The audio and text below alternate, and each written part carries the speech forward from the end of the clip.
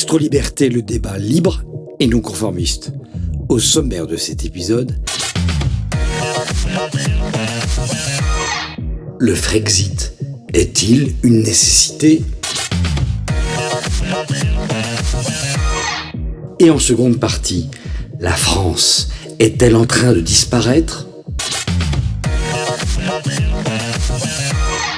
Pour en parler, l'invité spécial d'Éric Morillo est un prestigieux haut fonctionnaire, homme politique et écrivain français.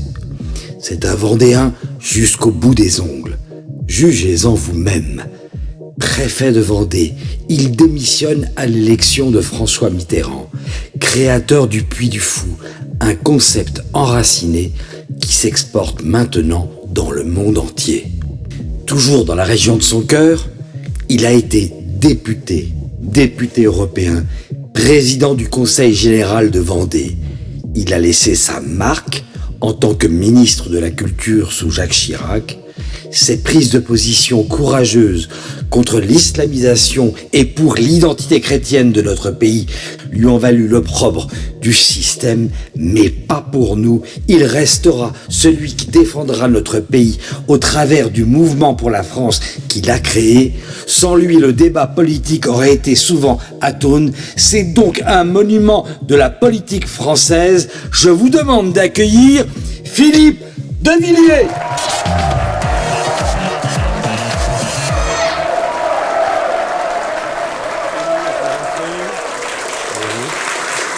Abidjan, Gabriel Cluzel et Pierre Gentillet. Alors là.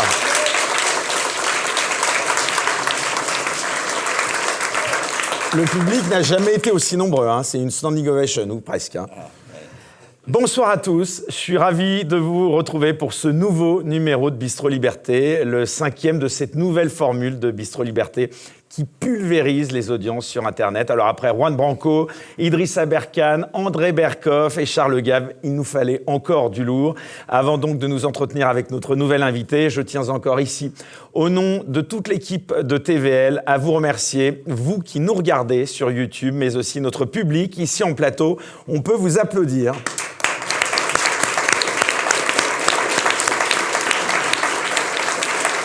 En tout cas, continuez à liker nos émissions, c'est très important pour le référencement et bien entendu, à vous abonner à notre chaîne si vous ne l'êtes pas encore. Philippe de Villiers, bonsoir. Bonsoir Éric Morillo. Merci de votre fidélité à cette chaîne YouTube. Je suis très heureux d'être ici, je vais vous dire pourquoi. D'abord parce que je vous connais bien et je me considère comme un grand journaliste indépendant. Et donc c'est un plaisir pour moi, j'ai tout de suite dit oui, quand on m'avait interrogé pour savoir si j'allais venir. Et puis j'aime TV Liberté. Parce que c'est une des voix de la France libre, tout simplement. Écoutez...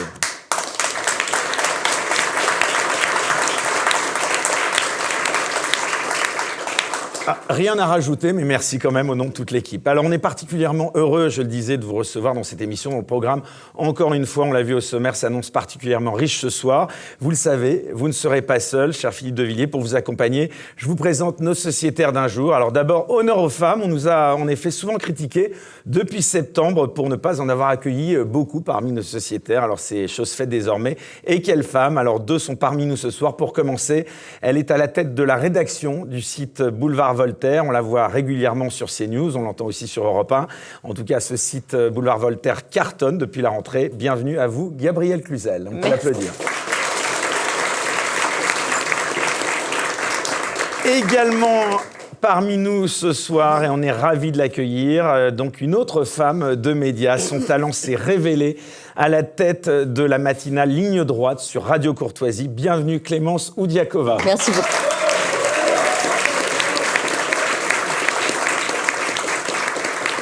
Mesdames, vous ne serez pas seules, c'est un habitué de TVL, mais aussi de CNews. On est ravis de le recevoir à nouveau. On le remercie lui également pour sa fidélité. Il est jeune, avocat, mais surtout connu pour ses prises de parole vraiment libres, que cela plaise ou non. Bonsoir Pierre Gentillet. Bonsoir.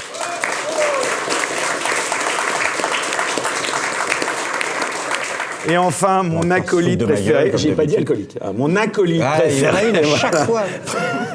En même temps, je n'en ai qu'un d'acolyte. On adore ses saillies verbales. C'est l'influenceur qui cartonne à la tête de sa chaîne YouTube Je suis pas content TV, notre précieux Greg Tabibian.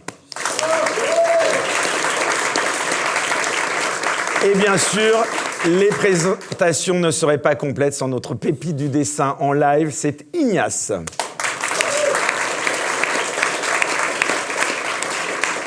Voilà donc pour les présentations, cher Philippe de Villiers. Alors, en guise d'introduction, je vous propose, si vous le voulez bien, de vous poser quelques questions à la fois sur vous, sur votre parcours, mais aussi sur l'actualité du moment. Et vous verrez qu'on a beaucoup de choses à dire, je suppose. Alors, on va commencer d'abord par dire, d'ailleurs à notre public, que samedi 12 novembre, donc ce samedi, aura lieu une soirée événement. Ce sera à partir de 21h15. Ce sera sur la chaîne C8 autour d'un document inédit, Le Puy du Fou, raconté par un certain Philippe Duvillier. Alors justement, première question, cher Philippe de Villiers, que j'ai envie de vous poser. Je crois que beaucoup de gens se la posent. Comment est-ce que vous vous définissez aujourd'hui? Écrivain, essayiste, sage retiré sur son Aventin, entrepreneur ou encore scénariste? Les quatre, mon capitaine. Si je devais me définir, je dirais... Ou comme un lanceur d'alerte, peut-être? Oui, aussi. Mais plus simplement, je suis un Français combattant, enraciné, et qui applique une devise que j'ai depuis l'âge de 18 ans, qui m'a été fournie par mon père. Une société se sauve, non pas par des mises en garde, mais par des réalisations qu'on accroche à contrepente. Voilà. Donc, j'utilise... alors, il y a différents vecteurs. La poétique, la politique, la métapolitique. Ce que chacun d'entre nous devrait faire. C'est pas parce qu'on est sur l'agora qu'on ne doit pas écrire des poèmes. Et en fait, j'ai voulu écrire un poème français qui s'appelle Le Puy du Fou. Alors, vous avez une actualité très riche, puisque, en effet, Le Puy du Fou, donc j'encourage le public à regarder donc, cet événement, ce document, samedi donc, prochain sur C8. Une riche actualité, puisque vous signez également donc, un nouveau livre intitulé La valse de l'adieu, donc publié chez Plomb. Vous revenez dans ce livre sur l'histoire post-révolutionnaire du fameux Jean Foutre, un personnage dont le nom est resté comme une moquerie, voire une insulte. Alors, pourquoi, après Clovis, après Saint-Louis, après Jeanne d'Arc, pourquoi avoir choisi ce fameux Jean Foutre, Philippe de Villiers? Parce que j'ai d'abord voulu écrire sur les murs porteurs allégoriques de la petite demeure invisible qui est en chacun d'entre nous. Les murs porteurs, c'est Saint-Martin, la Charité, puis Clovis, la conversion, la fille aînée de l'Église, puis Saint-Louis, l'oblation, le chêne, la justice, la tempérance, et puis enfin Jeanne d'Arc, le sacrifice, le martyr, le plus beau trait d'union que l'histoire ait jamais inventé entre la terre et le ciel. Et après, je me suis dit, maintenant, je vais passer de l'autre côté. Après les murs porteurs, les éboulements, donc après la Révolution française. Et là, c'est un livre sur le 19e siècle, qui peut intéresser tous les Français, que tous les Français retrouveront dans leur paysage familier. Et en fait, je porte en moi une histoire que j'ai voulu raconter depuis mon enfance. Et votre livre commence en Vendée. J'aimerais que vous nous parliez de cet attachement à ce territoire. Alors, en fait, la Vendée, c'est ma terre. Mon enfance s'est écoulée au fil de petits ruisseaux à Cresson qui chantaient entre les mimosas. C'était un concert d'oiseaux, d'animaux sauvages. C'était un concert d'humilité. J'entendais d'Ariolet les toucheurs de bœufs, et j'entendais de loin « Oh, Callot, Luneau, Verdun, Douaumont, doucement, doucement ». En fait, c'était le nom des bœufs d'un ancien de la guerre 14-18, etc.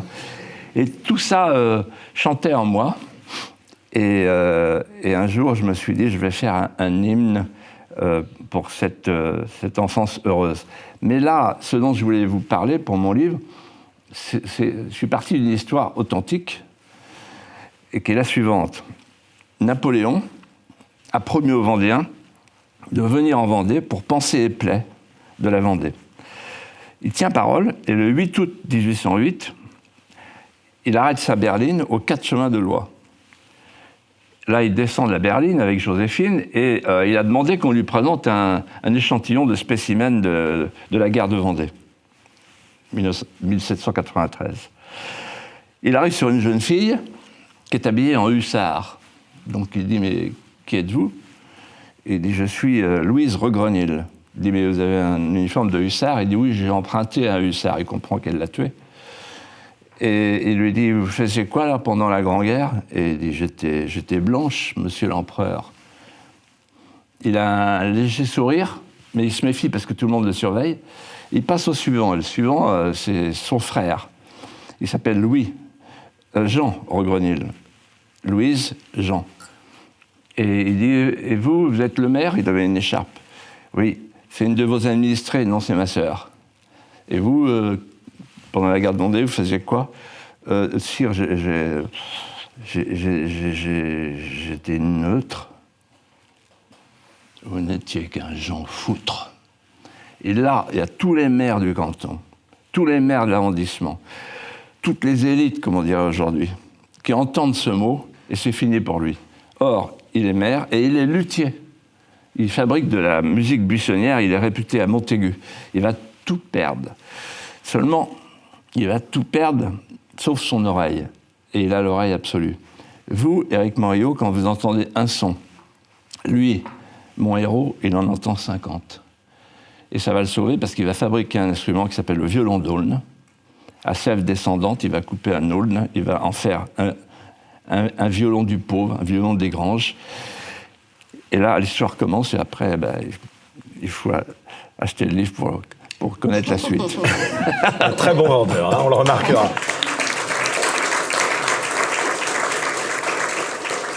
Vous avez toujours écrit sur l'histoire de France. Pourquoi ce sujet unique? Vous considérez qu'elle est délaissée, notre histoire? Je pense qu'on est à un moment décisif, historique, comme jamais,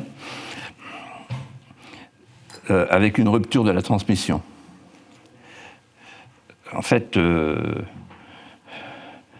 n'y avait pas besoin de raconter l'histoire quand il y avait les 5 reines, puisqu'il y avait une sacralité d'incarnation. Mais après la guerre de 1870, les grands instituteurs républicains, les grands historiens républicains ont dit qu'il nous faut un 5 reines de substitution. Ils ont inventé le roman national.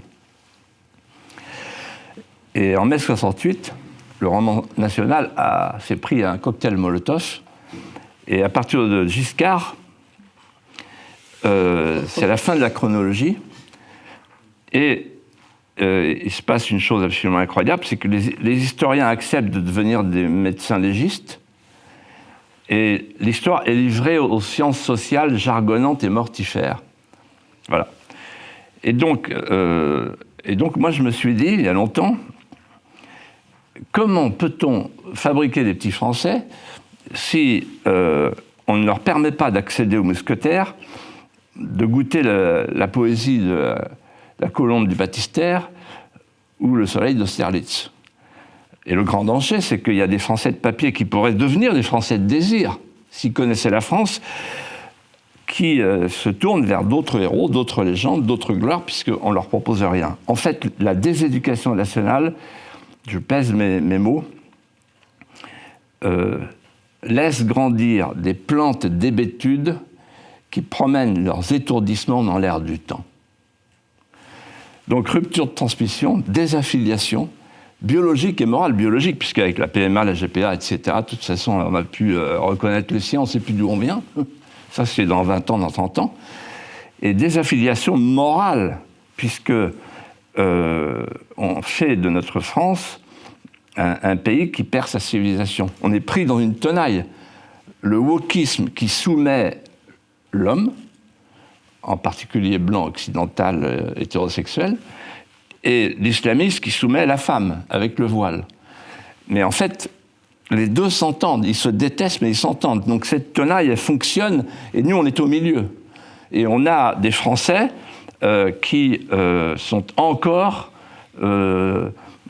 les ravis des Santons de Provence qui sourient à la vie en se disant tout ça, ça va s'arranger. Non, la France, elle peut disparaître. Et donc, en fait, moi, je me suis dit, à un moment donné, ça ne sert à rien d'aller sur l'agora, ça ne sert à rien de faire les semailles s'il n'y a pas le terreau. Et le terreau, c'est la culture. L'agora, c'est la politique.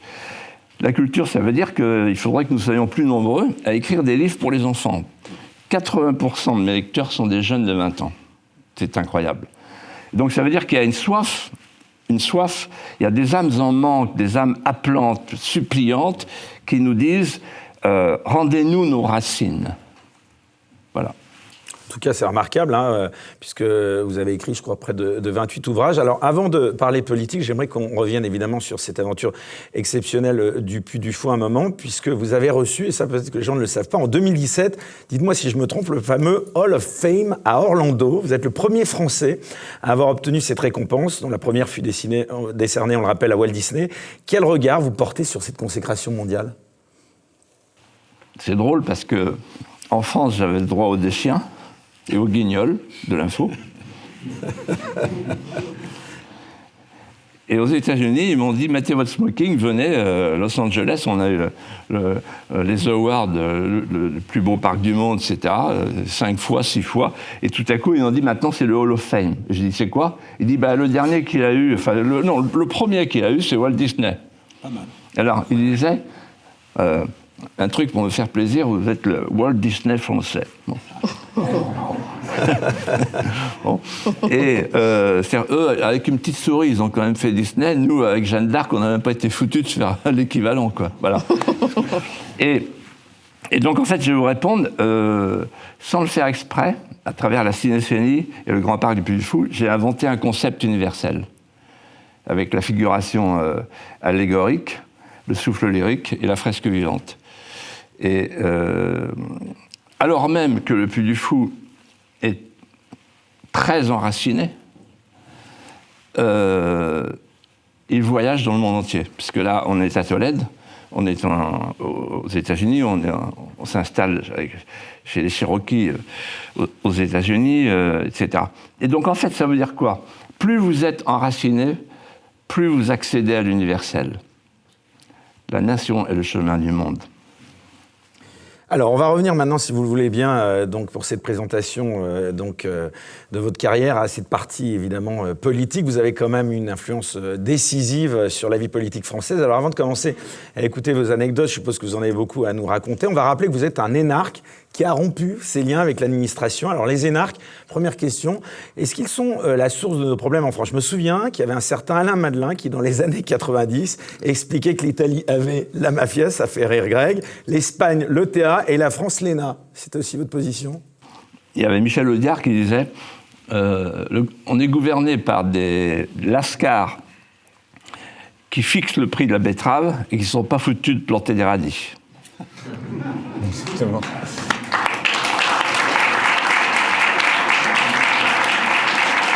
Alors en fait, quand je suis entré à l'ENA, j'ai compris tout de suite. C'est une école saint-simonienne. Saint-Simon, c'était ce grand esprit qui avait ainsi défini l'avenir. Il faut substituer au gouvernement des hommes l'administration des choses. Et donc, en fait, on nous appelait, je me souviens très bien avoir parlé de ça avec Fabius, Juppé, etc., qui sont sortis du moule. L'ENA, vous entrez avec 3000 mots, vous sortez avec 300 mots. C'est un laminoir sémantique. Voilà. Et on nous appelait des ingénieurs sociaux. En fait, le rôle d'un énarque, c'est de devenir un ingénieur social pour fabriquer la cité sans frontières, la cité sans lien. Et alors, ça donne des fruits. Là, je vais vous donner quelques fruits. Ça donne le libéralisme avancé, avec un président de la République qui dit que la France est une puissance moyenne, qu'elle a vocation maintenant à rejoindre l'Europe et à s'y dissoudre. Giscard, qui en fait m'a dit un jour à Auton, parce que quand j'étais sous-préfet de Vendôme, j'étais son sous-préfet, moi. C'est moi qui gérais l'hélico et qui devait saler les routes y compris en été, quand il allait chasser à Chambord. Oui. Parce qu'il a eu un accident l'hiver, et il a dit maintenant vous salez jour et nuit, été comme hiver. Oui, voilà. Et donc je le connaissais bien, et on s'entendait bien, mais j'étais sans concession avec lui. Et un jour il m'a dit, moi je cherche à sortir la France de l'histoire pour la mettre à l'abri de la tragédie. Sortir la France de l'histoire, voilà. Il y a d'autres exemples. Avant l'ENA... Attends, il y a d'autres exemples. Il y a le travaillisme à la française, Chirac, ça c'est typiquement l'ENA. Et la mondialisation heureuse à l'AMINC, ça c'est l'ENA. Donc en fait, l'ENA, c'est très compatible avec la Commission de Bruxelles. C'est-à-dire c'est l'idée que le monde ira bien quand on mettra l'économie avant la politique. Voilà, c'est ça qu'ils ont voulu faire. Voilà. Et de ce point de vue-là, ils ont réussi. Plutôt réussi. Mais alors, avant d'être énarque, on ne le sait peut-être pas, vous êtes aussi cracheur de feu, ce qui peut sembler quand même étonnant. Où est-ce que vous avez appris à cracher du feu, Philippe de Villiers? C'est pas, à ma connaissance, un module de l'ENA ou de Sciences Po, ça? Mais c'est une histoire assez longue. Hein, mais... Ah bah, on avait 5 minutes. Hein. Quand j'ai fait mon scénario en 1977, pour les Amis du Puy du Fou, j'avais écrit François Ier sera accueilli par un cracheur de feu, entre autres, des troubadours, etc. Bon. Et première répétition, je dis cracheur de feu, j'avais réparti les rôles, etc. Bon. On me dit non, personne ne veut le faire. J'ai dit il n'y a pas de cracheur de feu. Ben non, il n'y a pas recommandé, il n'y a pas de cracheur de feu. Bon. C'est quand même un métier assez spécialisé. Je vais voir mon père et il me dit, tu sais Philippe, je veux te dire, mon chef, le colonel Delattre à l'époque, me disait toujours, un officier français ne donne jamais un ordre qu'il ne soit capable d'exécuter lui-même. Donc tu te démerdes. C'est le conseil que je te donne. Sinon tu perds tout prestige. Comme on dit dans l'armée, tu seras Pékin de prestige. Et je vais à Paris et un de mes copains de l'ENA me dit, il y a un cracheur de feu derrière l'usine pétrochimique Beaubourg. Donc j'y vais, je lui donne 100 balles, et il me dit attends que tout le monde s'en aille. Et vers 6h du soir, il me fait faire un essai avec un verre d'eau. Il me dit maintenant tu vas vaporiser. Je vaporise et il s'arrête, il dit oh putain. Qu'est-ce que tu fais dans la vie? Je dis je suis à l'ENA. Il me dit c'est l'école nationale de l'allumage. Et là, il me donne du cardane et je fais, dès la première flamme, ça vous dit rien, mais les professionnels me comprendront, ceux qui nous regardent. C'est l'essentiel de notre public. C'est 2,75 m, bon, contre le vent. Bon. Et j'arrive, Ah oui, mais là c'est rien, ce que je vous raconte, c'est la suite. J'arrive, et pour la dernière, le 2 août 1978, mes copains me disent « C'est toi qui fais le cracheur de feu ce soir ». Parce que j'ai formé ensuite deux cracheurs de feu. Et je dis « Faut faire gaffe parce que je suis nommé sous-préfet, donc je pars dans 15 jours à La Rochelle. Mais enfin, bon, il y a une chance sur 1 milliard qu'il y ait un mec, un photographe, qui me prenne en cracheur de feu. De toute façon, j'avais mis un chapeau, etc. Et pas de bol. Le préfet Maurice Tess, préfet de la Charente-Maritime, me convoque dans son bureau, il me dit « Vous avez vu ça? C'est la revue Vie publique, c'est l'observateur romano de l'Observatoire romano de l'administration, de la haute administration. Il me dit « Vous avez vu là? Il y a marqué le sous-préfet cracheur de feu. » Et on me voit la photo, il y a un mec qui a pris la photo. Et là, il me regarde, il dit « Est-ce que vous vous rendez compte? Vous déshonorez le corps préfectoral. » Villiers. Ouais. Et donc j'ai appelé Robert Pandreau, le directeur général de l'administration. Il faut que vous repartiez. Je ne veux pas d'un saltimbanque. Voilà. Et il s'arrête, il cherche une insulte. Et finalement, il la trouve, il dit « Villiers, vous êtes grillé. » Ce qui, pour un cracheur de feu, est un comble. Et 15 jours après, je reçois un coup de téléphone de Robert Pandreau qui me dit « Bon, vous savez pourquoi je vous appelle ?» Et je dis ah, « J'imagine. » « Non, mais pas du tout. Le président veut vous voir. » « Ah, pardon ? » « Oui, à l'Élysée. Mardi prochain. » J'arrive à l'Élysée, je dis « Mais qu'est-ce qui m'arrive ?» Bon. Je suis assis, il y a le président ici, avec son regard de colin froid, et Henri, le dauphin, Henri Giscard d'Estaing. Conseiller général de Marche Noire. Donc la France, c'est Valérie, c'est ça? Oui. D'accord. Et là, Giscard me dit on me dit que vous crachez le feu. Je dis oui. Vous crachez souvent? Il dit le week-end quand je peux. Et là, en fait, il me met en main le marché suivant. Voilà, vous faites ce que vous voulez au Puy du Fou, pas de problème, vous allez cracher le feu, etc. Et vous faites élire mon fils député. Donc en fait, je suis entré cracheur de feu à l'Élysée, je ressors montreur d'ours. C'est-à-dire, vous faites élire mon fils député, là je vous fous la paix, et vous allez faire votre Puy du Fou sans problème. Et d'ailleurs, il a été magnifique, parce qu'il est même venu. Et le contrat a été rempli, donc dès le jeudi soir ou le vendredi matin, je pouvais partir, etc. Donc un horaire aménagé pour un voilà. Et donc je suis très reconnaissant parce que grâce à lui et à mon statut de cracheur de feu, j'ai eu un aménagement de mon emploi du temps. Alors après, quand il a été battu, que Mitterrand est arrivé, donc j'en ai tiré les conclusions et donc j'ai quitté l'administration. Un petit mot de Chirac, près de 3 ans après sa mort. Je crois qu'il y a une anecdote aussi assez drôle à l'Élysée. On parlait tout à l'heure de Boisson. 1664, ça vous rappelle quelque chose, non? Oui. Racontez-nous ça. Non, alors, Chirac, je l'appelais le cavalier des steppes, parce que il faisait des grandes enjambées, etc. Il était éminemment sympathique. Il aimait les gens. Mais comme disait Marie-France Garot, le problème de Chirac, il a besoin d'être adossé. Ouais. Elle avait une formule terrible, d'ailleurs, elle disait « Je l'ai cru du marbre dont on fait les statues, je m'aperçois qu'il est la faïence dont on fait les bidets. » Et en fait, Chirac, je vous raconte une anecdote. Je suis dans le bureau du préfet, il y a le président du Conseil général, donc Jacques Chirac, qui est Premier ministre en même temps.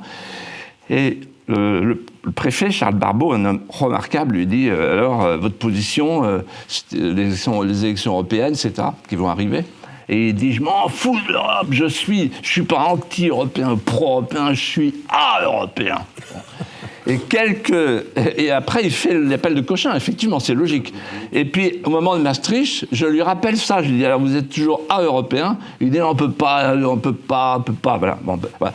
Et l'anecdote que vous voulez, je vous raconte, est la suivante. On est un soir à l'Élysée. Donc moi, petit secrétaire d'État, je suis intimidé, je suis en bout de table. On n'est pas nombreux. Et Mitterrand et Thatcher s'amusent, ils se détestent, et il dit, alors quelle est la date importante dans l'histoire de l'Europe pour vous? Alors vous, Margaret, alors elle réfléchit, et évidemment, comme elle est anglaise, elle dit 1215, la charte. Ah oui, mais enfin, c'est pas pour l'Europe. Non, si, mais c'est pour l'Europe. Bon. Et vous, Helmut Kohl.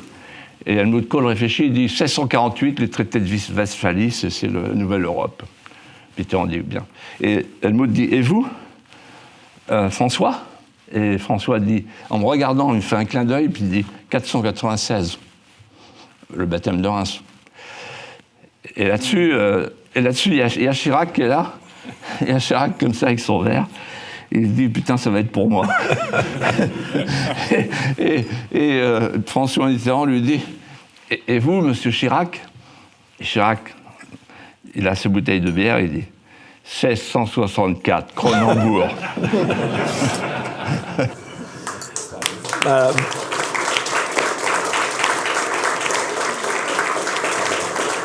Et d'ailleurs, je remarque que vous ne buvez que de l'eau. Oui, pour la première partie. D'accord, bah oui, parce que la deuxième... Je me méfie.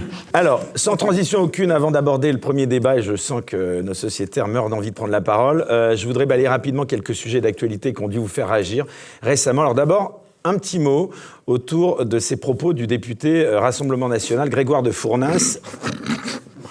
Il avait lancé donc qu'il retourne en Afrique au député LFI Carlos Martin Spilango, qui est noir, lors de l'intervention de ce dernier au sujet d'un bateau transportant des migrants. Qu'est-ce qui vous a le plus choqué, Philippe de Villiers? Les propos de ce député ou la récupération politique qui a suivi? Eh bien, je vais vous dire ce que personne n'a dit jusqu'à présent, mais peut-être que Greg va le dire. Non, mais c'est censé être sérieux. Ouais. Alors, effectivement, oui. Donc, il faut bien rappeler l'histoire aux téléspectateurs. Il y a 3 bateaux qui tournent en Méditerranée avec 1000 migrants. Et il s'agit de savoir si on va les accueillir. Et le député dit qu'ils rentrent en Afrique. Qu'ils retournent en Afrique. Oui, qu'ils rentrent dans leur port d'attache. C'est-à-dire en Libye, en l'occurrence. Bon, Alors, moi, je suis ancien député, donc je connais très bien la musique. Et donc, quand il y a un problème d'interprétation, je vais voir le script. Les sténos, ils ne font pas d'erreur, ils sont 3, 4. Le verbatim. Le verbatim. Et le verbatim, c'est qu'il rentre au pluriel, ou qu'il séjourne, ou qu'il retourne. Oui. Mais c'est au pluriel. Donc déjà, c'est pas lui. Bon, voilà. Et alors, moi, je pense que on a eu le confinement sanitaire, puis on a le confinement énergétique, et maintenant on a le confinement idéologique, wokiste. Ça, c'est vraiment l'arrivée du wokisme. C'est-à-dire qu'en fait, c'est l'idée, ils sont en train de redéfinir le périmètre pour qu'on puisse plus toucher au problème de l'immigration et de l'insécurité. C'est ça qui est en jeu. Et les mélenchonistes et les macronistes s'entendent parfaitement sur ce sujet pour intimider toute personne qui serait tentée de dire il ne faut pas que les bateaux qui viennent avec des migrants soient accueillis dans nos ports, sinon on va être submergés. Si vous dites ça, vous êtes soupçonné de racisme. Et donc en fait, l'accusation de racisme organisée par la loi et la jurisprudence s'étend petit à petit. On parlait de la cage aux phobes, europhobes, xénophobes, homophobes, etc. Eh bien, donc maintenant, le racisme s'étend à l'intérieur même de l'hémicycle, ce qui est du jamais vu. Parce que moi, quand j'étais député, je me faisais insulter à chaque phrase. Et il n'y a jamais eu de réunion du bureau pour exclure le député qui m'insultait. Voilà. Et donc, en fait, ça veut dire que si on ne peut plus se parler dans l'hémicycle, c'est que la France est en voie de soumission, de dimitude, en fait, de dimitude, et les élites sont en train de devenir des dhimis. Tout le monde se couche, tout le monde s'écrase, tout le monde s'excuse, finalement. Et donc, ça va dans le sens du piège wokiste qui est en train d'installer en France un wokistan. Vous pensez qu'il va être contraint de dissoudre depuis dimanche? Dans le journal du dimanche, on a cette rumeur qui circule qu'Emmanuel Macron serait tenté de dissoudre l'Assemblée. Vous le voudrez? Ouais. Oui. Alors, en principe, jusqu'à Hollande, TVA non comprise, les hommes politiques essayaient de voir où était leur intérêt. Mais avec Macron, c'est spécial. Donc c'est possible qu'il veuille dissoudre pour avoir un gouvernement d'opposition encore plus fort. Ça, c'est possible. Oui, mais justement, c'est comme absurde. C'est-à-dire qu'en fait, là, si demain, il dissout, il aura un Rassemblement national plus fort. Et là, en ce moment, le vent souffle à droite. Mais donc, je ne comprends pas très bien ces interprétations et ces élucubrations. Mais bon, c'est pas, moi, je ne suis plus dans le coup, donc je dois certainement me tromper. Je n'ai pas assez de subtilité par rapport à l'équipe d'Emmanuel Macron pour saisir la portée de cette décision. Allez, dernière réaction avant de passer au premier débat. On ne peut pas s'empêcher de vous demander aussi une réaction suite à cette affaire Lola. Je ne vais pas revenir sur les faits qui sont connus de tous, mais qu'est-ce que cette affaire, elle dit de l'état de la France, selon vous, Philippe de Villiers? L'assassinat de la pauvre petite Lola, je pèse mes mots, indique que nous avons franchi un cran dans le lien entre l'immigration et l'insécurité. La France est entrée en barbarie. Voilà. Merci Philippe de Villiers pour cette première partie. Et on commence avec le premier débat. Retrouvez Bistro Liberté avec Terre de France, la collection 100% fabriquée en France et qui défend nos valeurs traditionnelles. terredefrance.fr.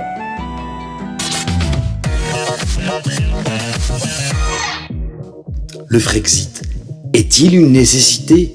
Guerre en Ukraine, crise énergétique, promotion de l'immigration et du LGBTisme. Faut-il sortir de l'Union européenne? Avec le recul, quelles leçons tirer du Brexit?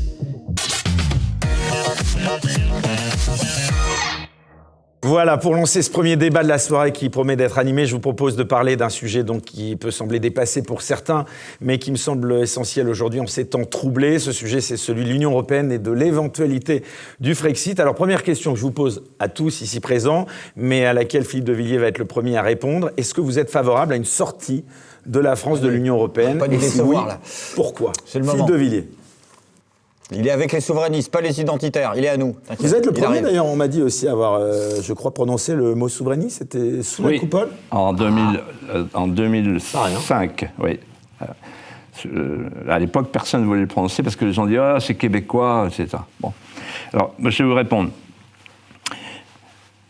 Du temps du général de Gaulle et jusqu'à Maastricht, on disait « L'Europe, c'est bon pour la France, que c'est le levier d'Archimède ». C'est-à-dire ça va nous permettre de faire une grande France, une plus grande France, avec un super État, avec une super frontière, avec une super diplomatie, avec une super armée. Bon, on a vu que tout ça, c'est faux. Aujourd'hui, moi, je suis pour la sortie de la France de cette Union européenne, parce que cette Europe n'est pas française, n'est plus du tout française. Cette Europe, elle est américaine, elle est allemande, elle est technocratique et adémocratique, et elle est multiculturaliste. Si vous regardez 3 critères, notre politique économique, nos tissus conjonctifs, c'est une catastrophe. On a tout perdu, on est en train de tout perdre. Toute notre industrie, etc. Si vous regardez notre politique étrangère, on suit les Américains, on suit l'OTAN, comme jamais. Et si vous regardez notre problème migratoire, on ne peut rien faire. Nous sommes complètement liés par les prétoriens et les commissaires de Bruxelles. Et donc, en fait, on regarde la France mourir et on se dit encore, avec un temps de retard, « Ah, mais peut-être qu'on peut trouver des solutions au niveau européen. » Alors, en fait, le Brexit a donné le signal. Regardez ce qui se passe en Italie, vous allez voir que... moi, je connais Orban, j'ai parlé avec lui, il est là parce que, on ne peut pas faire autrement, mais ça branle dans le manche. Et je pense que la France, si elle veut survivre et régler ses problèmes, ça n'est plus par Bruxelles qu'il faut passer. Clémence Oudiakova. Alors, quitter l'Union européenne, c'est nécessaire, mais ce n'est pas suffisant. Je pense qu'on peut développer ça sur plusieurs points. Mais pour revenir sur la question immigratoire qui est majeure et qui est en plein de l'actualité, on parle justement de toute la question des navires, des migrants et de Gérald Darmanin qui tous les jours gesticule à la télévision. En fait, il annonce des nouvelles lois immigration, mais ça ne va absolument rien changer. Ce sera d'ailleurs, je crois, la 22e loi depuis 1986 sur l'immigration et absolument rien ne change. Pourquoi ? Parce que tout est géré au niveau européen. Donc, pour vous citer un exemple, directive du 18 décembre 2008, tout simplement, le gouvernement français n'a pas le droit de renvoyer les étrangers en OQTF. Il n'a pas le droit. Il doit lui laisser plus d'une semaine et un mois pour partir, etc. Donc, il est maintenu, de toute façon, les pieds et mains liés, le gouvernement français. Donc, ça ne sert à rien d'annoncer de nouvelles lois. On sait très bien que derrière, il y a des interdictions européennes. Et je vous en donne un autre exemple. Le regroupement familial, il vient également de l'Union européenne. Il est rendu obligatoire par l'Union européenne. Greg, vous voulez On parlait réagir tout à l'heure de cette affaire qu'il y a eu à l'Assemblée nationale avec ce député RN et ce député LFI qui se sont pris le bec. Et la question qui, derrière, n'a pas été posée, c'est la question, encore une fois, de la législation européenne. Parce que Nathalie Loiseau nous explique que dire il faut ramener les bateaux contenant des migrants dans leur port d'origine, ça s'appelle du fascisme. Admettons, mais excusez-moi d'être surpris de ne pas être au courant, parce que c'est quand même la législation européenne jusqu'en 2012. C'est en 2012 qu'il y a un arrêt de la CEDH qui dit qu'ils doivent être accueillis en France pour pouvoir, enfin pas en France, mais sur un territoire européen s'ils sont pris en Méditerranée pour faire une demande d'asile. Donc du jour au lendemain, c'est censé être les pires heures de notre histoire, mais c'était avant-hier. Donc ça devient quand même compliqué. Bon après, il y a juste un petit truc, c'est que alors quand tu m'avais envoyé le sujet, il y avait marqué Brexit. Là, dans le sujet, il y a marqué Frexit. Je pense qu'on devrait trouver notre propre terme assez loin des anglicismes. Non pas par chauvinisme anti-anglais, qui en général pour moi s'arrête quand les joueurs retournent au vestiaire, mais parce que, en parlant de Brexit français, on donne l'impression que le scénario et le dénouement sera le même. Et il faut quand même reconnaître que pour les Anglais, ça n'a pas forcément été très bien fait et qu'ils en payent des conséquences. Mais pourquoi ? Pourquoi, juste Greg ? Parce que c'est la deuxième question. C'est-à-dire, la question, c'est un moyen, c'est nécessaire, mais pas suffisant. C'est-à-dire que derrière, il faut avoir une identité. Tout à fait. Mais juste l'utilisation du terme en lui-même est un peu con. Je trouve qu'on devrait trouver notre propre terme à nous, parce que vous pouvez avoir un phénomène historique qui est une nécessité de l'histoire, mais qui ne va pas se passer de la même manière. La décolonisation, les Anglais, on va dire ce qu'on veut, l'ont quand même beaucoup mieux réussi que nous. Donc ce n'est pas parce que nous allons faire la même chose que nous devons utiliser le même terme. Ça donne l'idée que la seule issue possible au Brexit, c'est la situation actuelle de l'Angleterre. Je pense, j'espère, ou peut-être que les gens m'expliqueront que la France a les moyens de se battre. Vous êtes d'accord avec lui ? Oui, je suis d'accord. Mais je voudrais juste ajouter un tout petit mot pour mettre en perspective notre débat là. Moi, j'ai vécu Maastricht. En fait, les 30 ans d'ailleurs de Maastricht, voilà. Vous allez commémorer. En fait, Allez, on applaudit. Non, on commémore. Ouais. Et d'ailleurs, je vous soumets la question. En fait, Maastricht, c'est une utopie inouïe, inédite dans l'histoire des peuples européens, qui est une tentative d'anéantissement du politique. C'est-à-dire que c'est une déconstruction, c'est pas une construction. C'est-à-dire il s'agit d'abolir les nations, en tout cas de les affaiblir, de les soumettre, mais il ne s'agit pas du tout de créer à leur place une nouvelle nation. Il ne s'agit pas de faire une super frontière, un super État, etc. Pas du tout. Et donc, en fait, à partir de Maastricht, l'Union européenne change de sens. Si De Gaulle a accepté, en mai 58, de rester dans l'Europe, c'est parce qu'il y avait deux critères. Et ça, Couve de Murville, l'ancien ministre des Affaires étrangères, me l'a expliqué très bien. Il m'a dit, on a regardé deux choses, deux critères. Premier critère, est-ce qu'on va garder la préférence communautaire ? Qu'est-ce que c'est la préférence communautaire ? C'est un cordon qui entoure le marché commun et qui oblige des consommateurs à acheter des produits fabriqués en Europe plutôt qu'à l'extérieur. Et donc, c'était un marché commun avec ce qu'on appelle le tarif extérieur commun. Et ça, avec Maastricht et l'OMC, le traité de Marrakech, la même année, fini et terminé, c'est le libre-échangisme mondial. Et deuxième critère, c'est l'Europe confédérale, voulue par le général de Gaulle. Il s'était assuré qu'il y aurait toujours le droit de veto et qu'on n'aurait pas l'intégration, mais la coopération. Donc Maastricht, deux sauts dans l'inconnu. Premier saut, il n'y a plus de tarifs douaniers extérieurs communs. Donc on est sur le marché mondial. Donc l'Europe devient l'annexe d'un marché planétaire de masse. Donc ça change tout. Et deuxièmement, on passe de la coopération à l'intégration avec les pouvoirs, la toute-puissance de la Commission. Gabrielle Cluzel, vous partagez ce point de vue ? Oui, non, bien sûr, mais c'est évident. Moi, j'écoute Philippe de Villiers avec beaucoup d'intérêt, mais il y a la théorie et l'état pratique de notre situation aujourd'hui. Évidemment, nous sommes ficelés par l'Europe, mais je crois que ceux qui ont été les artisans de ce ficelage, si j'ose dire, par exemple Attali, expliquent très bien qu'ils ont fait en sorte que le retour en arrière soit rendu quasi impossible. Il l'a dit très clairement. Il a dit que ce soit très compliqué. Voilà, et que ce n'est pas prévu. Donc, c'est évident que cette sortie, elle est pleine de choses trappes. Et du reste, vous avez évoqué le Brexit. Pourtant, les Anglais avaient déjà un pied à l'extérieur, plus que nous. Hein. Et néanmoins, tout cela est éminemment compliqué.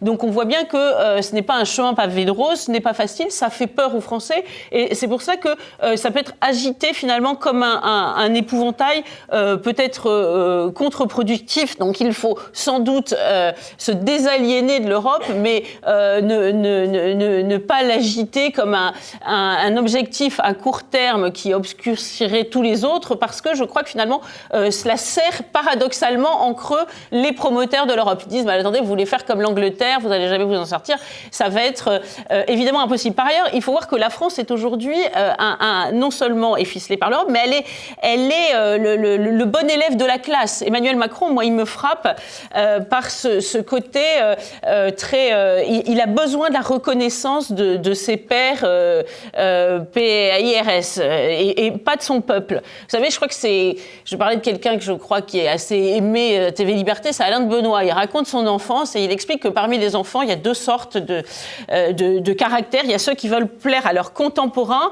et ceux qui veulent plaire à leurs parents. Et je trouve que c'est très juste. Eh bien, parmi les chefs d'État, il y a ceux qui veulent plaire à leur peuple et ceux qui veulent plaire aux autres chefs d'État. Mais regardez Emmanuel Macron avec Angela Merkel et puis maintenant, je lis aujourd'hui avec Ursula von der Leyen, c'est le bon élève devant la maîtresse. Donc, et de ce fait, il court devant. C'est-à-dire que et parfois, nous aliénons nous-mêmes et ce n'est même pas l'Europe qui l'a demandé, ou en tout cas l'Europe l'a demandé et nous en faisons encore plus. Donc tout ça, je crois, doit être vraiment évoqué avec subtilité. Il y a quand même, vous l'avez évoqué, la Hongrie et certains autres pays qui, dans le sein de l'Europe, arrivent néanmoins à avoir une voix discordante ou dissidente, et nous n'y parvenons pas parce qu'il n'y a pas de volonté politique pour cela. Est-ce que je peux... je partage tout ce que vous dites.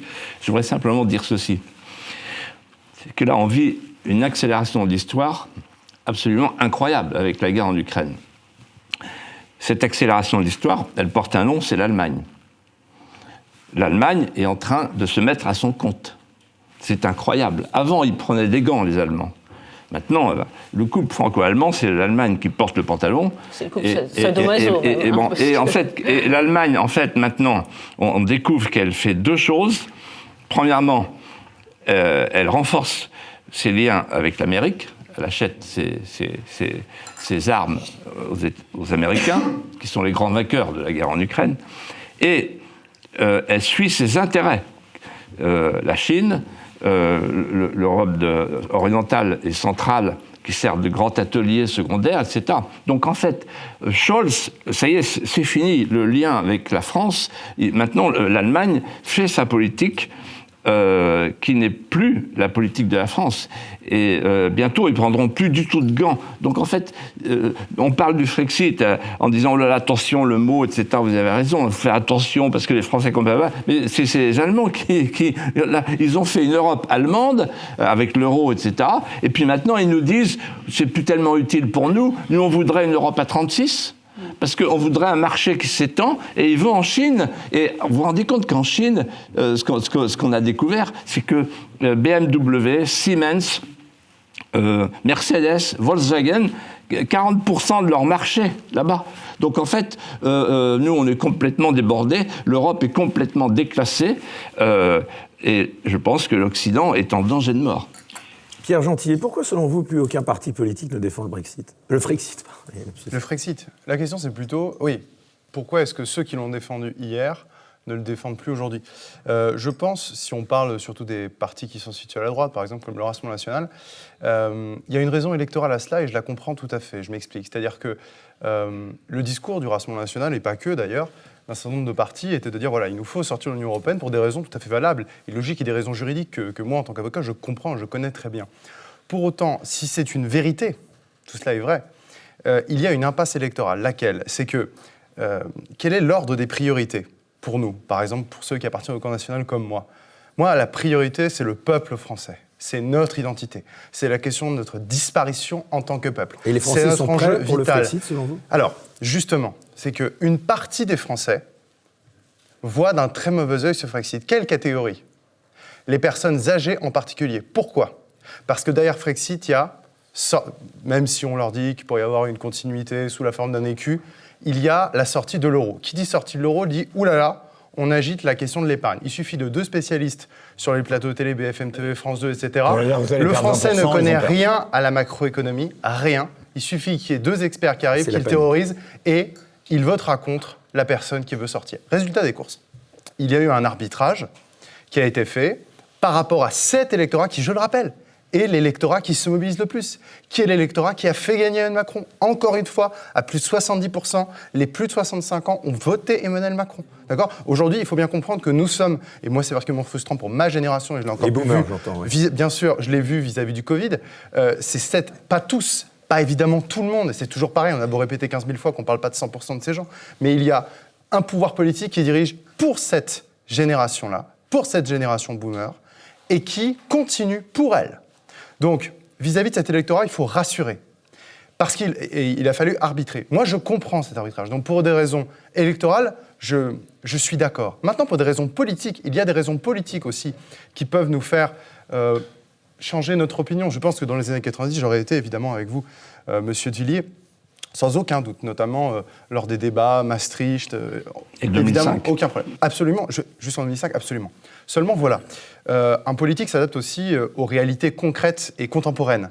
Et les réalités de notre temps, c'est aujourd'hui la montée de mouvements politiques que je considère, moi, de mon point de vue, comme étant des mouvements qui vont dans le bon sens. Regardez ce qui s'est passé en Suède, regardez ce qui s'est passé en Italie, regardez qui dirige en Hongrie, regardez qui dirige en Pologne, regardez les mouvements qui montent en Espagne, qui montent aussi, même s'il y a des ralentissements, je suis d'accord, avec l'AfD en Allemagne. Si vous voulez, si demain vous avez le choix, si on me donne le choix entre rester indépendant avec Emmanuel Macron, d'accord, sortir de l'Union européenne avec Emmanuel Macron, ou rester dans une Union européenne dirigée par Matteo Salvini ou par Viktor Orban, je sais quel sera mon choix. Parce que la question, c'est la question du contenu et non pas du contenant. Ce qui m'intéresse dans ce verre, c'est l'eau que je bois, c'est pas le verre, d'accord ? Et l'essence, c'est quoi ? C'est notre peuple. Et les personnes qui dirigent. Je ne suis pas amoureux des structures. C'est en ça que j'ai une critique, mais amicale, parce que je les considère comme étant de notre camp, à faire à ceux qui ne voient que la souveraineté et s'arrêtent uniquement à la souveraineté. Philippot, la souveraineté n'est pas. Ça marche pas. La souveraineté n'est qu'un moyen. Absolument. Mais c'est pas. Ça pourrait marcher. Non, mais ça pourrait marcher. Mais il faut bien comprendre une chose. La souveraineté, c'est un moyen. C'est pas une finalité. Ça ne veut pas dire que c'est.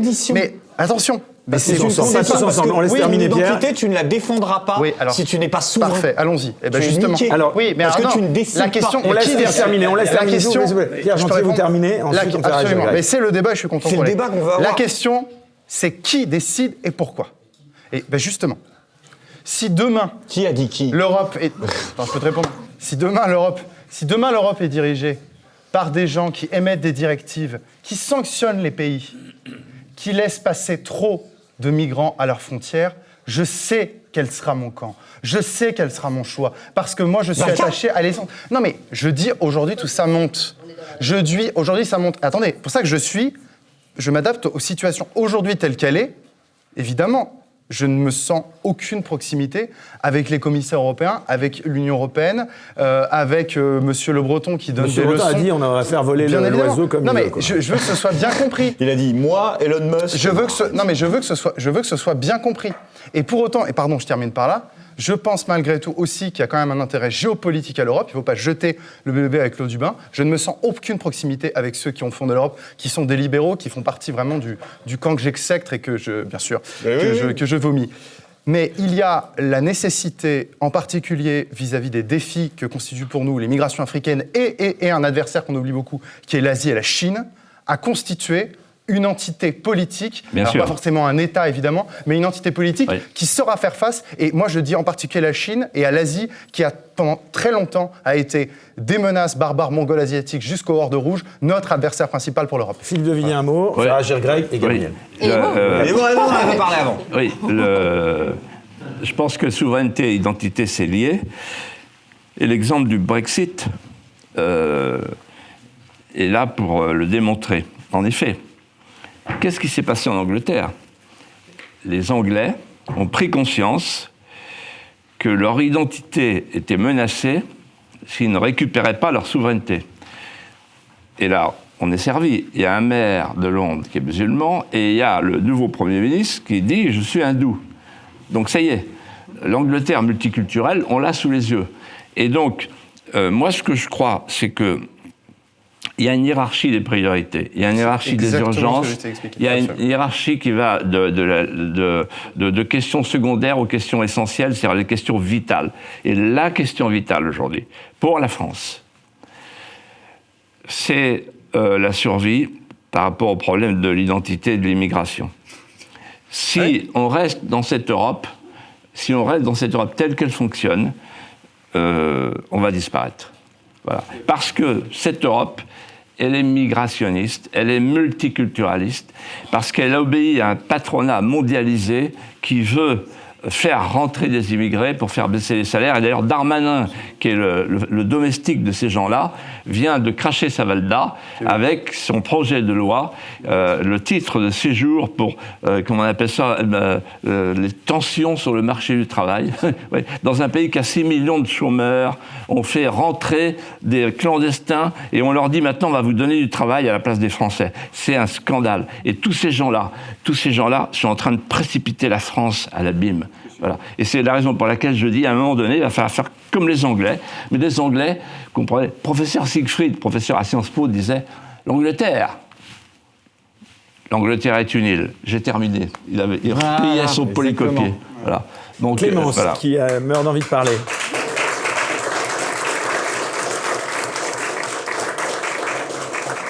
Je vais commencer par donner des gages à Pierre Gentillet sur son exemple du Brexit. Certes, l'élection de Rishi Sunak, qui est quand même quelqu'un qui a annoncé qu'il allait respecter l'agenda globaliste, montre que le souverainisme en soi ne suffit pas. En revanche, on peut aussi citer l'exemple de Mélanie, qui a été ici, et je pense un peu partout, adulée par beaucoup de Zemmouriens et autres. On a parlé de l'union des droites, d'un modèle pour l'union des droites en France. Eh bien, qu'a fait Giorgia Meloni une fois élue? Premier rendez-vous avec Ursula von der Leyen. Je viens rappeler ma soumission à l'Union européenne. Voilà. Deuxième rendez-vous, un coup de téléphone à Volodymyr Zelensky. Et troisième, j'accueille le bateau d'immigrants. Voilà l'exemple donné par un peu plus nuancé Meloni. Sur les migrants quand même. Ouais. Elle a renvoyé tous les hommes. Ouais. Enfin bon, elle a quand même, il y a quand même eu elle a quand même annoncé qu'elle allait accueillir le bateau. Elle a dit qu'on triait justement. Elle a dit qu'on triait, que les mineurs, elle prenait, les vrais mineurs, et pas les hommes. Enfin, en tout cas, on voit quand même dès le début la vassalisation je suis d'accord, à l'Union européenne, à l'OTAN, voulue par. Tout à fait d'accord sur par les la choses. Quand on arrive au pouvoir, on n'est pas obligé de faire des concessions. Il y a une chose. Il y a une chose qu'on ne dit jamais, mais moi je me souviens très bien dans les années 80, on parlait beaucoup, et même Mitterrand. Moi, je me souviens d'une conversation que j'ai eue avec François Mitterrand au lendemain de la chute du mur de Berlin, et il dit qu'il faut en profiter pour faire une confédération européenne. C'est-à-dire que si on avait fait une confédération européenne, une confédération, c'est pas une fédération. Une confédération, chaque nation, sur les questions essentielles, dit joker. Voilà. Si on faisait ça demain, donc en fait, de toute façon, cette Europe-là, elle va se traîner, et elle va mourir. La guerre en Ukraine, elle ne renforce pas paradoxalement. Ça fait 30 ans. Je pense que non, parce que la guerre en Ukraine, elle souligne au fusain les faiblesses de cette Europe et sa dépendance de l'Amérique. Et donc, en fait, il y a un moment donné où les Européens vont s'apercevoir qu'on n'est plus rien. La preuve, la guerre en Ukraine, ça a permis aux Américains de vendre leurs schistes bitumineux. Donc ils s'en tirent très bien. Et vous vous rendez compte que la guerre en Ukraine, on ne le dit pas, je vais dire un truc horrible, mais ça ne fait rien. Les sanctions, en fait, c'est pour les Français, les sanctions. Donc le gaz, le pétrole, etc., et tout le reste, et l'inflation, etc. Quel regard vous portez sur ces sanctions, vous pensez je pense que c'est une erreur colossale. Quel est le but poursuivi par les dirigeants européens? On va apprendre, pour vous dire quel regard je porte, je regarde du côté du Bosphore le sultan. Il est plus malin que nous. Qu'est-ce qu'il a fait, le sultan? Il a dit, moi, j'aide l'Ukraine avec des drones. En revanche, pas de sanctions. Comme ça, il commerce avec tout le monde. Et il garde ses liens avec la Russie, et donc il n'y a pas de problème de pétrole. Voilà. Donc en fait, la France pouvait... Si la France n'était pas dans l'OTAN, la France aurait pu jouer les messieurs Bourse-Office et dire à tout le monde, voilà, nous, on ne choisit pas, nous, on applique les accords de Minsk, et c'est-à-dire l'autonomie des régions russophones, et on empêche la guerre, et on est les premiers à être écoutés par tous les partenaires, les Ukrainiens et les Russes. Pourquoi ? Parce qu'on ne rentre pas dans le jeu des sanctions, parce que le jeu des sanctions, ça sanctionne nos intérêts vitaux à nous, et ça nous affaiblit, nous. Voilà. Et donc, ça n'empêche pas de penser ce qu'on pense par ailleurs. Moi, quand Solzhenitsyn est venu en Vendée, je lui ai dit « Qu'est-ce que vous pensez de l'Ukraine ?» Il m'a dit « Si un de mes fils, un jour, voulait aller se battre en Ukraine, je lui dirais « Ne fais pas ça, ce sont nos frères, c'est une guerre civile. » Gabriel Cluzel, vous pensez que la France, seule sur la scène internationale, pourrait peser ? Non, mais la France, oui, bien sûr, a quand même une voix singulière à jouer et qu'elle joue depuis des siècles, ça c'est évident. Mais là aussi, il faut faire attention, je pense, au vocabulaire que l'on emploie, parce qu'il y a des mots piégés. Vous voyez, quand on parle d'Europe, Pierre Gentillet l'a dit, Philippe de Villiers aussi, c'est que c'est pas seulement l'Union européenne, celle qui a démarré avec l'acier et du charbon, qui est finalement une Europe d'épiciers, qui aujourd'hui se prend pour des guerriers, mais c'est pas ça. Il y a une autre Europe culturelle, et ça, naturellement, évidemment, les Français la sentent bien. Donc, avoir l'air de la nier ou de vouloir ne parler que de la France, bien sûr, même si la France nous intéresse au premier chef, c'est évidemment nier leur donner l'impression de nier cette proximité culturelle qu'ils perçoivent. Il y a plein de mots piégés comme ça qui sont utilisés comme boomerang d'ailleurs par un personnel politique intelligent. Vous parlez du mot libéralisme, ça a été créé par des libéraux, mais j'ai vu par exemple pendant la campagne de Zemmour, il s'est pris, à mon avis, un petit peu les pieds sur les questions économiques, simplement à cause de ce mot, enfin sur le plan électoral, à cause de ce mot, parce qu'on pourrait appeler, il y a le petit libéralisme, celui qui intéresse le chef d'entreprise, qui aimerait que, comme disait... Eric Zemmour, vous pensez qu'il peut rebondir, Eric Zemmour, vous l'avez beaucoup soutenu, en politique, il y a une seule question. Est-ce que On n'est jamais mort. Comment ? On n'est jamais mort d'abord en politique. Oui, non, ça c'est vrai. Mais la seule question, c'est est-ce que les idées que vous portez sont des idées justes ou pas ?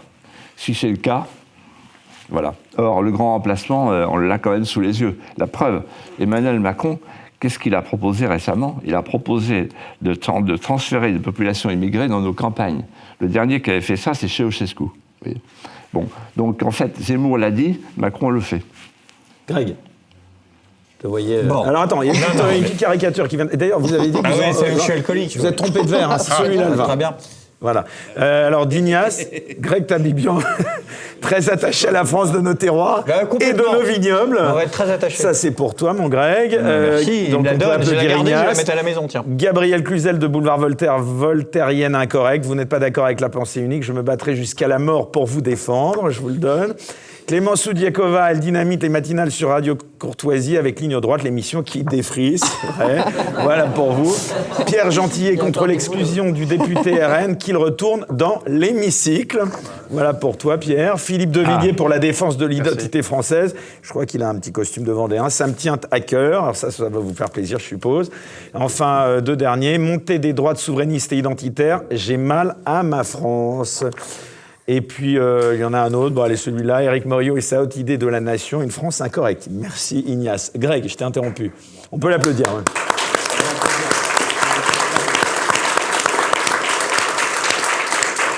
Il nous reste 5 minutes avant de clore. Bon, on va essayer quand même de trouver un terrain d'entente entre identitaires et souverainistes.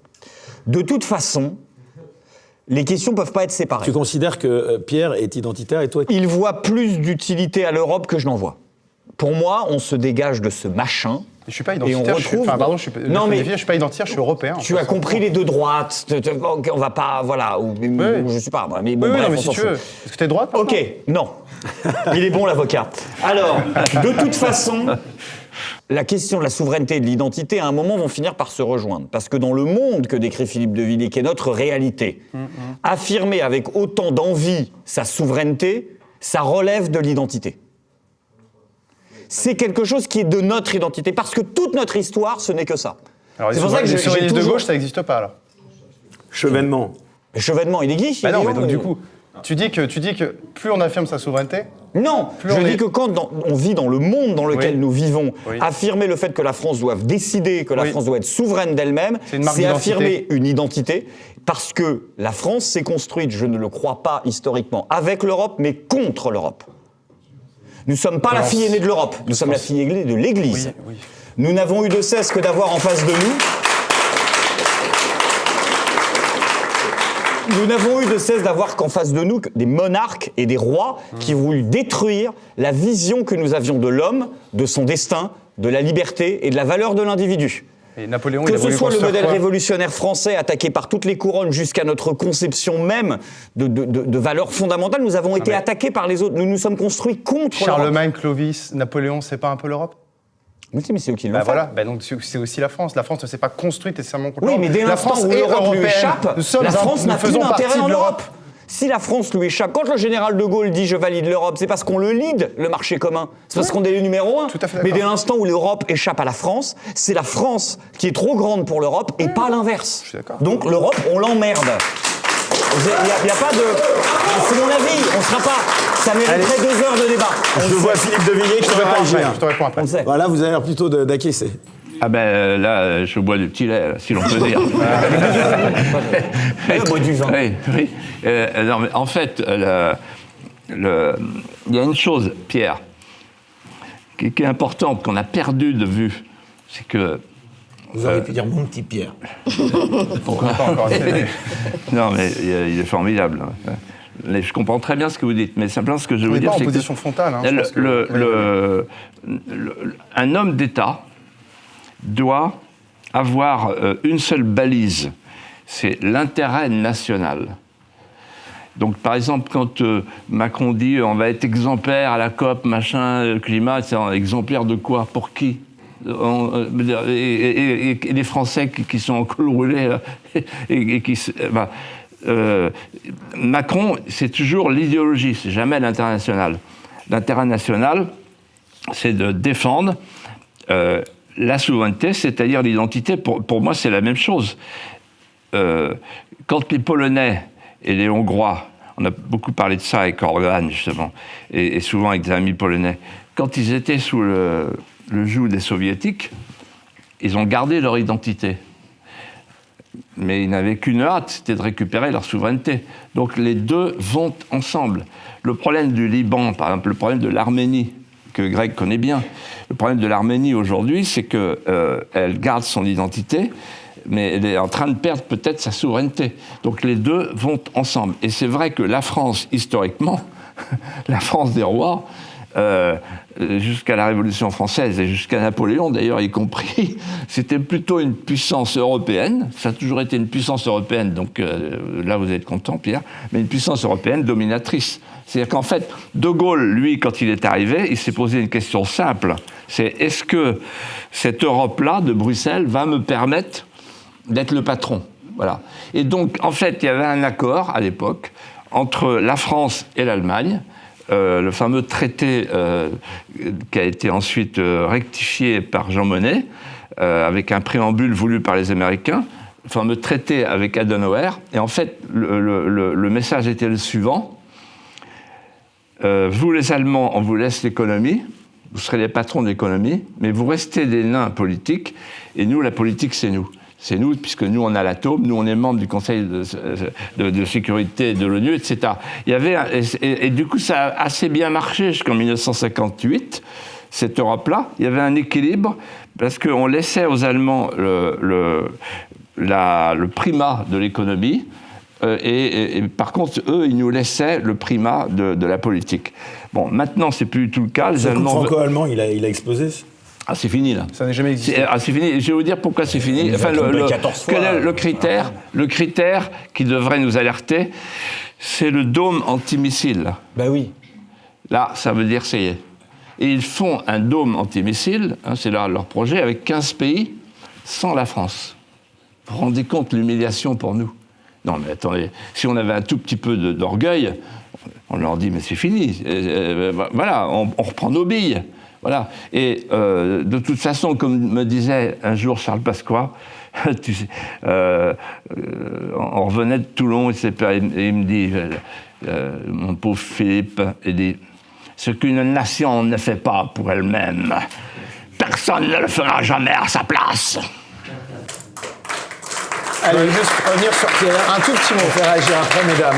Un tout petit mot, vraiment un tout petit mot. Très vite. Je pense qu'il ne faut Il pas nous qu'il reste 3 minutes. faut pas dire malentendu. Moi, de mon côté, je ferai toujours privilégier les intérêts de mon pays sur ceux des autres pays européens. Il y a peut-être des gens qui ont compris l'inverse, je voudrais que ce soit clair. Ensuite, deuxième chose que je dois absolument clarifier, je ne confonds pas l'Union européenne avec l'Europe. C'est pas parce que l'Union européenne a dans ces deux mots le mot Europe que je considère Vous que êtes pour l'Europe des elle est nations. anti-Europe. Ce mot, je suis pour qu'on reconnaisse qu'il y a une réalité politique, Une Europe fédérale. historique. Non, absolument pas. Moi, je ne pense pas en termes étatiques. Je pense en termes de coopération entre pays. Et je pense qu'il y a un espace civilisationnel européen. Moi, excusez-moi, je me sens plus proche en tant que Français né dans le Berry, qui a grandi, né en Touraine, qui a grandi entre le Berry et la Touraine. Je me sens plus proche culturellement d'un Polonais, d'un Allemand, d'un Letton, d'un Bulgare, que d'un Chinois, que d'un Africain ou que je ne sais pas quel autre pays. Mais c'est normal, c'est naturel. C'est absolument naturel. Et je voudrais que cette réalité-là... Non, vous êtes encore plus proche d'Avandéen. Mais oui, bien sûr, absolument. Mais absolument. Mais en fait, c'est une réalité. Et pourquoi est-ce que je parle de l'Europe ? Parce que nous avons aujourd'hui des menaces... Enfin, vous avez quand même remarqué qu'entre l'époque où nous vivons et il y a peut-être un millénaire, nous sommes dans des grands ensembles. Et il y a des grands ensembles particulièrement menaçants contre les peuples européens. Et nous avons... Moi, en fait, juste, vraiment d'un mot, j'ai fini. Je pense que nous avons une menace et des menaces communes en Europe, liées aux flux migratoires, sur l'identité de nos peuples, d'accord ? Et que là-dedans, nous avons la chance de trouver une solidarité et de faire en sorte que demain, ces peuples puissent s'entretenir par rapport aux menaces qui viennent d'Afrique aujourd'hui, des flux migratoires, et peut-être demain, de ce qui viendra d'Asie. Allez, la conclusion de ce débat va revenir à je veux dire une chose. Nous sommes entrés dans un nouveau monde. Nous sommes entrés dans un monde vous aurez la conclusion. Qui est tout à fait incroyable, avec la combinaison de l'infiniment petit et de l'infiniment puissant. Ça vaut pour la technologie, ça vaut pour les nations. Vous pouvez imaginer d'avoir un peuple, un petit peuple d'un petit pays, mais dont la ferveur, dont l'ardeur, dont l'incandescence est telle qu'ils déplacent des montagnes et ils sont bien meilleurs que n'importe quel grand pays. Même chose pour les entreprises. Moi, j'ai un exemple personnel. Avec le Puy du Fou, on taille des croupières à Disneyland alors qu'on est 100 000 fois moins puissant. Voilà. Donc, en fait, on est dans une époque où ce qui compte, c'est la matière grise pour les entreprises. Donc, même si on est un petit pays, on peut être un pays puissant. L'Australie est un petit pays, Israël est un grand pays de ce point de vue-là. C'est-à-dire qu'en fait, si vous avez une volonté de vivre et si vous avez une vraie chaleur humaine, une vraie société de voisinage, vous survivez. Si vous n'avez plus la volonté de vivre, c'est Rémi, il dit à Clovis, parce qu'on parlait de Clovis tout à l'heure, il dit à Clovis, toutes les sociétés obéissent à la même loi. Si elles cessent de vivre de leur raison d'être et que l'idée qui les a fait naître leur est devenue comme étrangère, elles se démolissent de leurs propres mains. Cher Philippe, la conclusion, galanterie oblige, je reviens à mesdames. Donc d'abord Clémence et ensuite Gabriel. Alors, mais qu'est-ce qui te permet de dire que c'est des dames ? T'as voulu faire le mec inclusif, t'as dit on a eu deux dames ce soir, et tu les as présentées, mais qui te dit qu'elles se sentent femmes ? Et qui te dit que tu es homme toi-même d'ailleurs ? Bon, en tout cas, il prend la parole à la place des femmes. Voilà, c'est sans fin. Clémence, allez. Évidemment, on peut revenir sur la culture et tout ça. On connaît la fameuse tirade du général de Gaulle, un peuple européen de race blanche, de culture grecque et latine, etc. Donc ça, très bien, on est tous d'accord. Mais enfin, en fait, on ne connaît pas tout cette non, mais d'accord. Mais l'idée aujourd'hui, tu parles de l'identité culturelle européenne.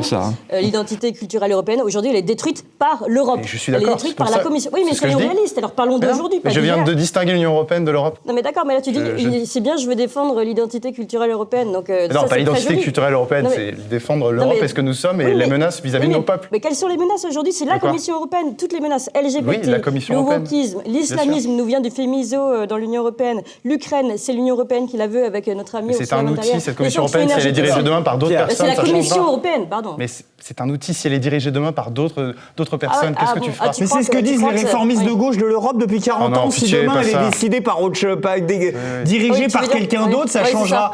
On les emmerde, on n'a pas le temps d'attendre, on est la France. Tu vois pas que la Commission européenne, c'est complètement déraciné des peuples, en fait. Mais je suis d'accord, mais c'est pas lié à la Commission, c'est lié aux gens qui les dirigent. Ben non, c'est lié à la Commission. Mais non, c'est la Commission, elle n'a pas d'existence en tant que telle. Ce sont les hommes qui dirigent.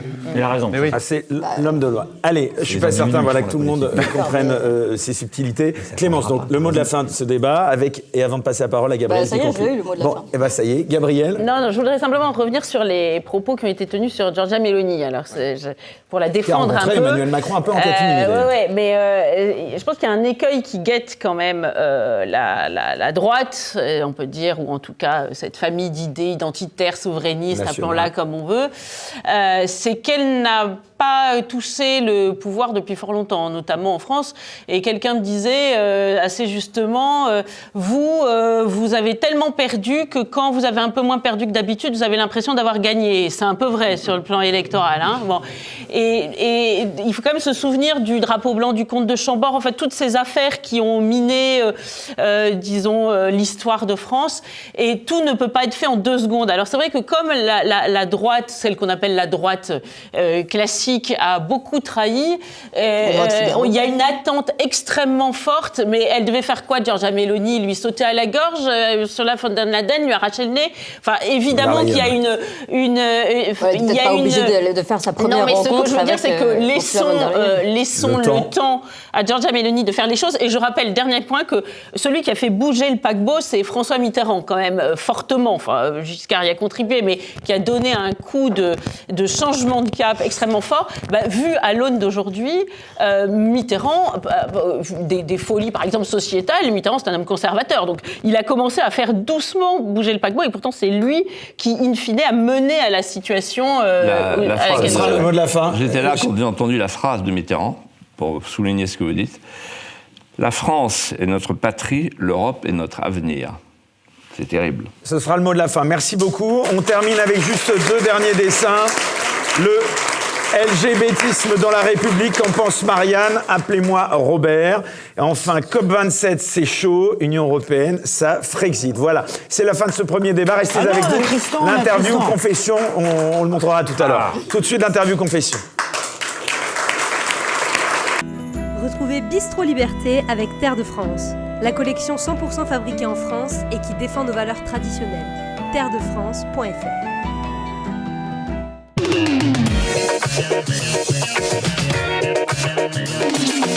Voilà, on enchaîne rapidement puisque le temps est compté. Philippe de Villiers, c'est le moment. Un peu de vin. Voilà, cool, d'ailleurs, Charles Mathieu, vous pouvez peut-être venir resservir les verres vides. Je vois que Pierre n'en a plus. Comment ça Alors voilà.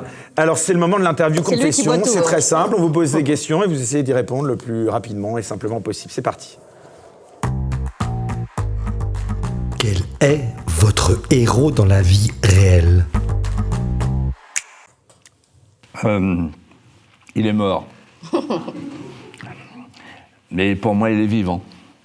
C'est François Athanase, Charrette de la Contrie, dont la devise est dans mon cœur, et dans le cœur de tous les Vendéens et beaucoup de Français, rien ne se perd jamais. Deuxième question. Quel don de la nature voudriez-vous avoir? Le respect du timing. Dans la nature.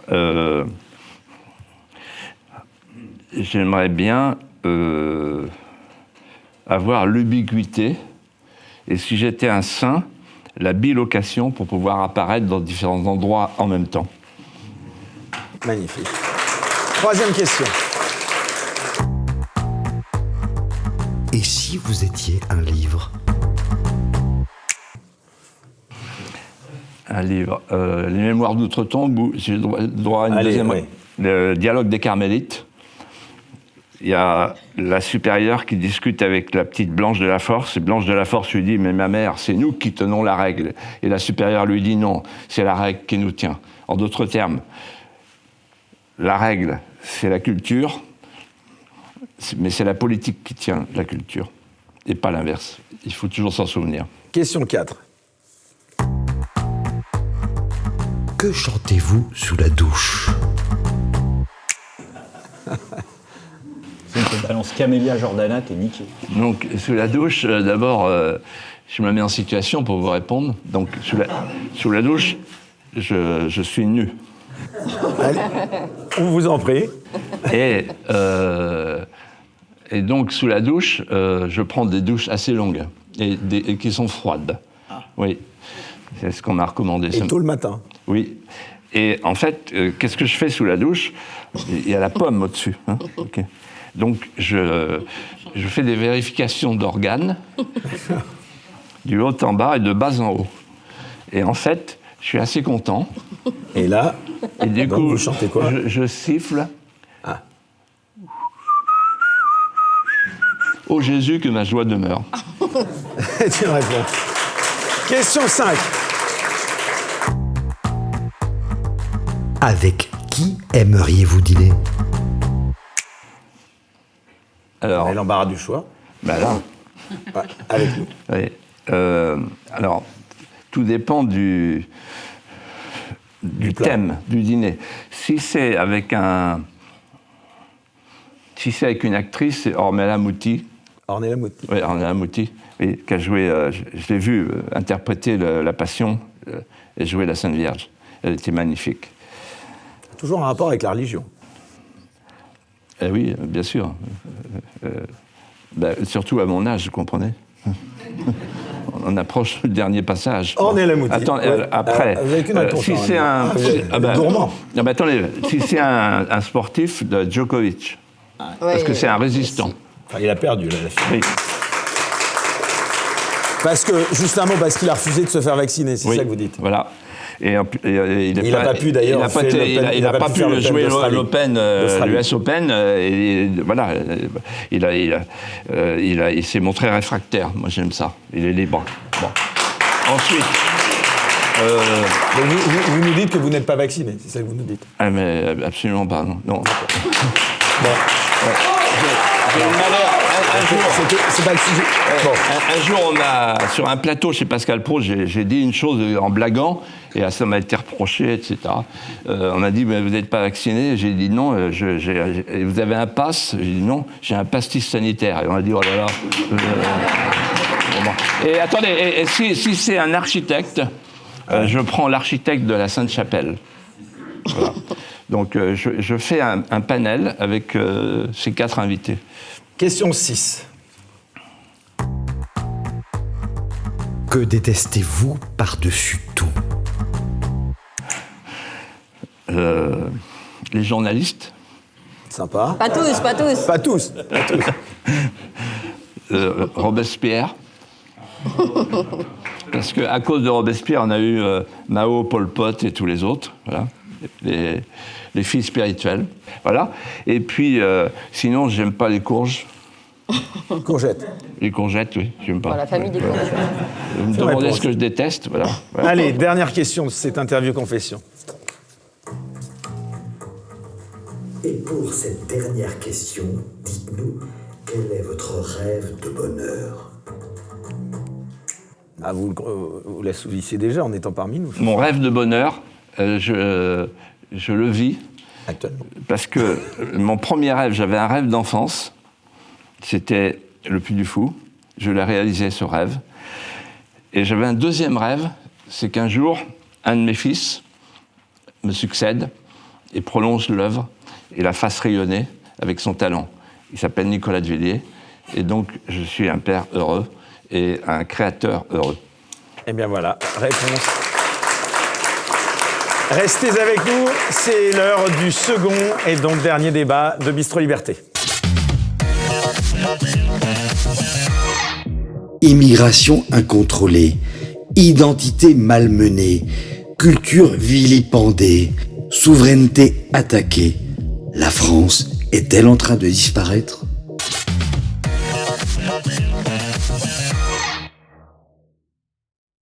Et voilà pour finir dans ce Bistro Liberté. Avec un public merveilleux, on peut encore l'applaudir d'ailleurs. Voilà. Donc, on termine ce Bistro Liberté, désormais encore, je le disais, très animé avec donc ce sujet. Donc, on va se pencher sur l'avenir de la France, cher Philippe de Villiers, sur ce grand pays qui semble aujourd'hui tomber bien bas et dont on peut se demander, en tout cas beaucoup se le demandent, s'il n'est pas en train de disparaître sous nos yeux. Alors pour vous, est-ce que la France est en voie de disparition, Philippe de Villiers? Cette question me rappelle un mot de Ernest Renan. Ah, je pensais que vous alliez me dire Paul Valéry. Je peux aussi. Dire Paul Valéry. Lui, il a parlé de l'Europe, Paul Valéry. Est européenne, toute terre qui a été romanisée, christianisée et soumise à la discipline des Grecs. Voilà, il a dit que les civilisations étaient toutes mortelles aussi. Et non, Renan disait, une nation, c'est des gens qui ont fait des grandes choses ensemble et qui veulent faire des grandes choses ensemble. Et il donnait 3 critères. Alors je les reprends pour répondre à votre question. Premier critère, une nation, c'est une mémoire commune qu'on veut partager. Or, aujourd'hui, il Il ne faut pas être grand clair pour comprendre que nous vivons ce qu'on pourrait appeler un mémoricide post-identitaire. C'est-à-dire qu'en fait, on prive les enfants de notre patrimoine et on leur enseigne 200 ans d'évangile des droits de l'homme depuis la Révolution française, mais avant rien, plus rien, presque plus rien. Tout notre passé est déclaré affreux. Donc vous ne pouvez pas criminaliser la mémoire d'un pays et après vous plaindre que les enfants se révoltent ou tombent dans l'indifférence. Premier critère, la mémoire commune. Deuxième critère, l'art de vivre. Je parlais tout à l'heure de la tenaille. Avec les wokistes et les islamistes, cet art de vivre est aujourd'hui écartelé. Il y a ceux qui veulent imposer une nouvelle civilisation, l'islam, et ceux qui veulent imposer une décivilisation, les wokistes. Mais ils se rejoignent dans l'idée de s'installer sur le Wébistan avec le transhumanisme pour détruire ce qu'est notre civilité, notre société de voisinage. Donc l'art de vivre à la française est en train de disparaître.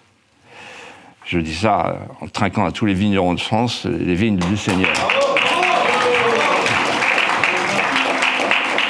Et troisièmement, la langue.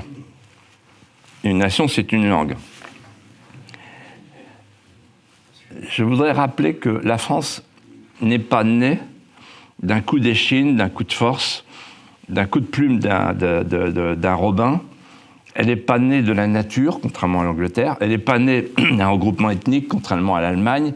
La France est née, c'est absolument inouï, quand on y réfléchit, d'un acte littéraire.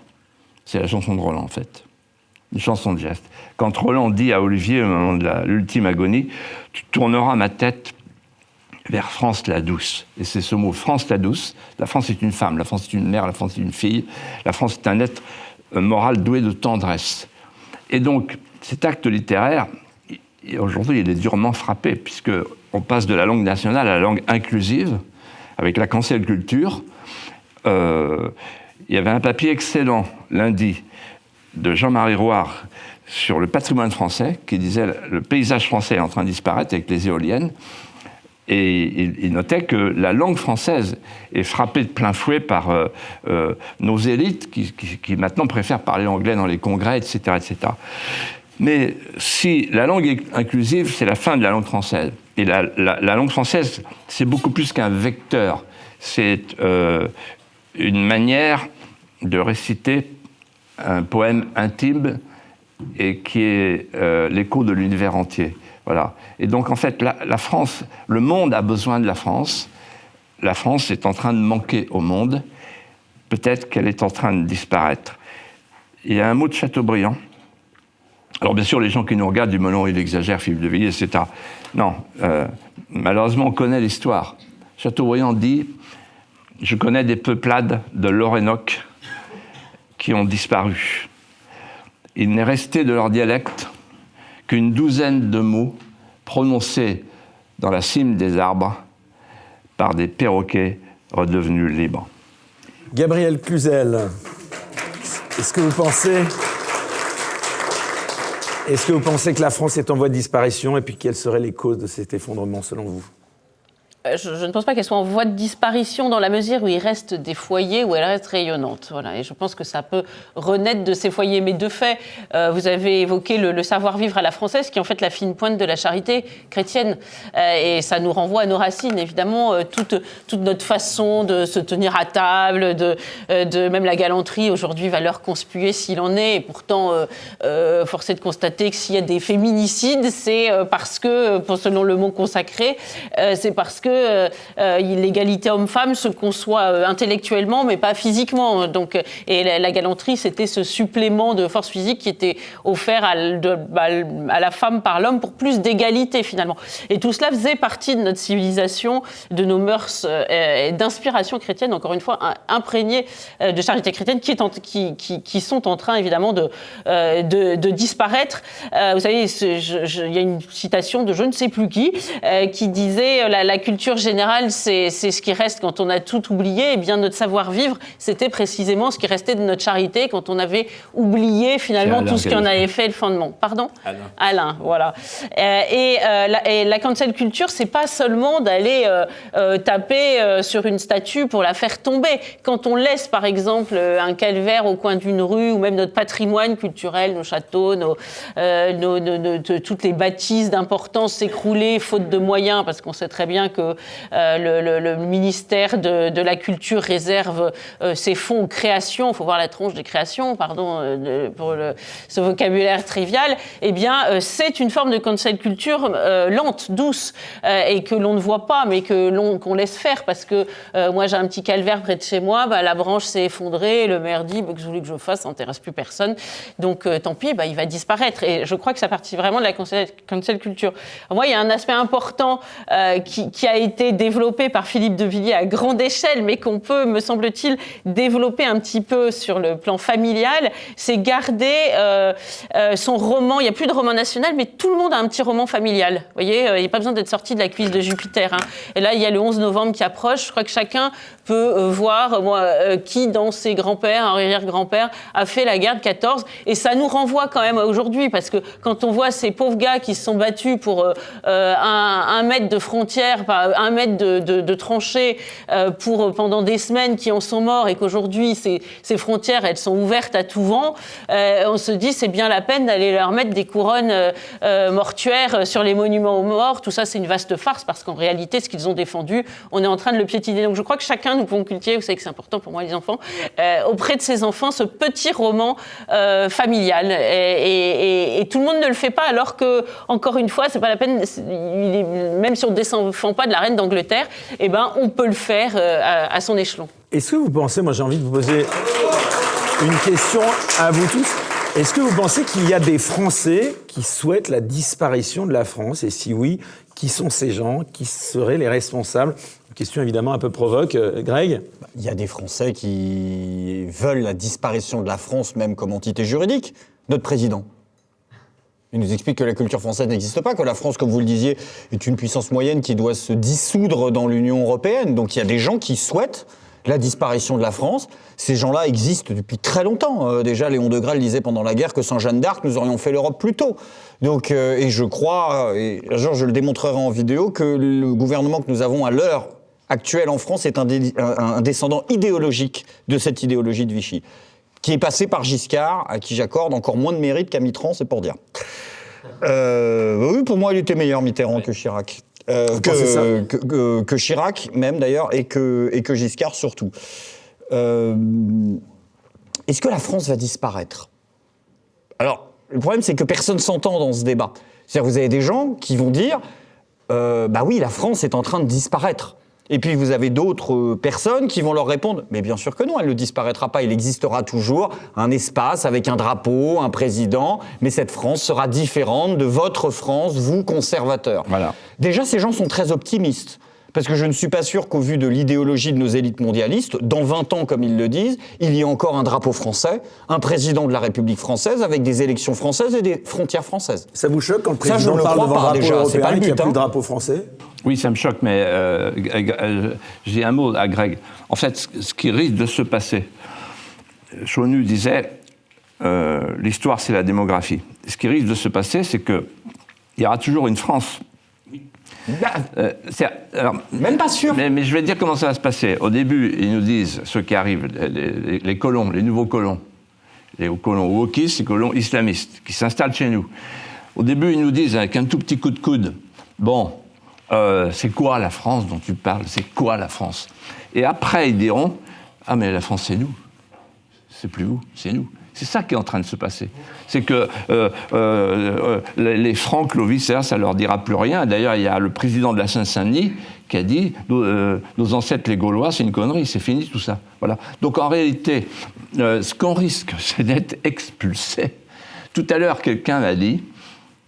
C'est le grand remplacement. Quelqu'un m'a dit ici, parmi les auditeurs merveilleux qui sont avec nous, quelqu'un m'a dit, en fait, moi je suis pied noir, donc j'ai vécu la grande transhumance, l'arrachement. Je suis arrivé en France et aujourd'hui, j'ai l'impression de revivre quelque chose de pareil, de similaire. Vous voyez ?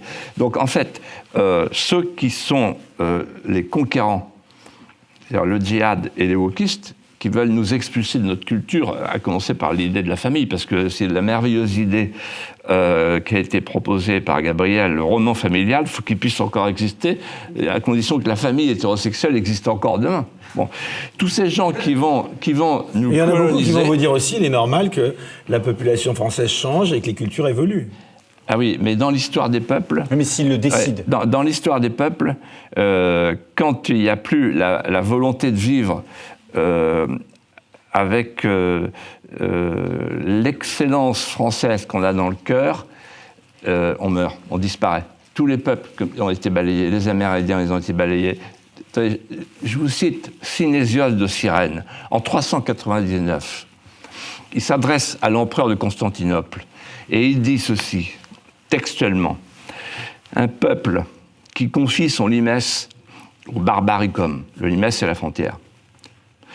Un peuple qui cesse de respecter et d'adorer ses dieux. Deuxièmement. Et troisièmement, un peuple qui ne pratique plus le mos maiorum, la pietas et la fides, c'est-à-dire le respect et la fidélité, c'est un peuple qui est appelé à disparaître. On est en 399, 7 ans après 406, l'invasion. Fini, terminé, les barbares. Clémence Dekova. Alors, à la question, est-ce qu'il y en a qui veulent la mort de la France ? Oui, Emmanuel Macron veut la mort de la France, Ursula von der Leyen veut la mort de la France, et je vais reprendre un mot d'Emmanuel Macron, puisqu'il dit « nous sommes en guerre, nous sommes en guerre ». Lui, il dit qu'on est en guerre contre le Covid, puis en guerre contre l'Ukraine, puis en guerre contre le réchauffement climatique, mais la vraie guerre, c'est contre la France. Et ça, c'est ce qu'il ne dit pas. Et aujourd'hui, nous sommes des résistants. Pour finir sur une note positive, il y a finalement, les résistants, je pense, aujourd'hui, sont de plus en plus présents. D'ailleurs, la Fondapol s'inquiète, il publie des notes, la note Fondapol, sur le risque populiste. Eh bien, chaque année, la note Fondapol montre que le, entre guillemets, risque populiste monte. C'est-à-dire que nos idées progressent. Les idées du peuple qui veut se révolter contre mais malgré tout, progressent. comme le rappelait tout à l'heure Gabriel, comment vous expliquez que l'angoisse existentielle que vous décrivez, elle ne se traduit pas dans les urnes au point d'être victorieuse ? Attendez, du calme. Ah oui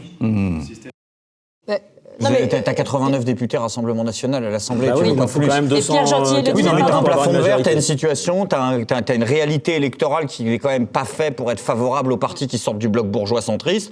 T'as 89 députés à l'Assemblée nationale qui, quand on faisait des émissions sur ma chaîne, l'avaient senti venir. Ni toi, ni moi, ni personne. Absolument. Les 89 Pierre Gentil pareil, avait bien expliqué. je sais pas combien du PES. Personne ne l'avait Pierre senti Gentil venir. l'avait très bien compris, c'est le vote de confort, le vote bourgeois et le vote des retraités boomers, comme on dit. Pas tous, faut toujours le rappeler, parce qu'il y a toujours Évidemment, un type dans les exactement. commentaires pour dire... Évidemment, Clémence pas termine. ceux qui écoutent ici cette émission. Maman, Et- bonsoir. c'est ça. Mais attends, est-ce que je peux reprendre Clémence Ouais. sur un point ? Je ne pense pas que Emmanuel Macron veuille détruire la France. Non. C'est très fort quand même ce qu'elle dit là. Oui, Vous pensez mais, vraiment non, que mais je Macron pense veut que la c'est mort de la différent pour bien le connaître. Vous aviez été relativement proche, puis Bah, ouais, l'histoire c'est- d'amour briller. Du calme.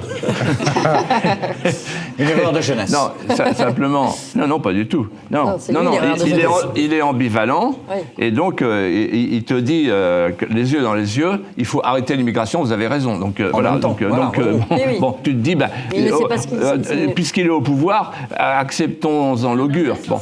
Mais non, mais je vais vous dire, c'est un Young Global Leader de Davos, c'est-à-dire qu'il considère que la France est un terrain d'expérience, d'expérimentation pour fabriquer l'homme du Wébistan, c'est-à-dire l'homo sapiens, l'homme qui zappe.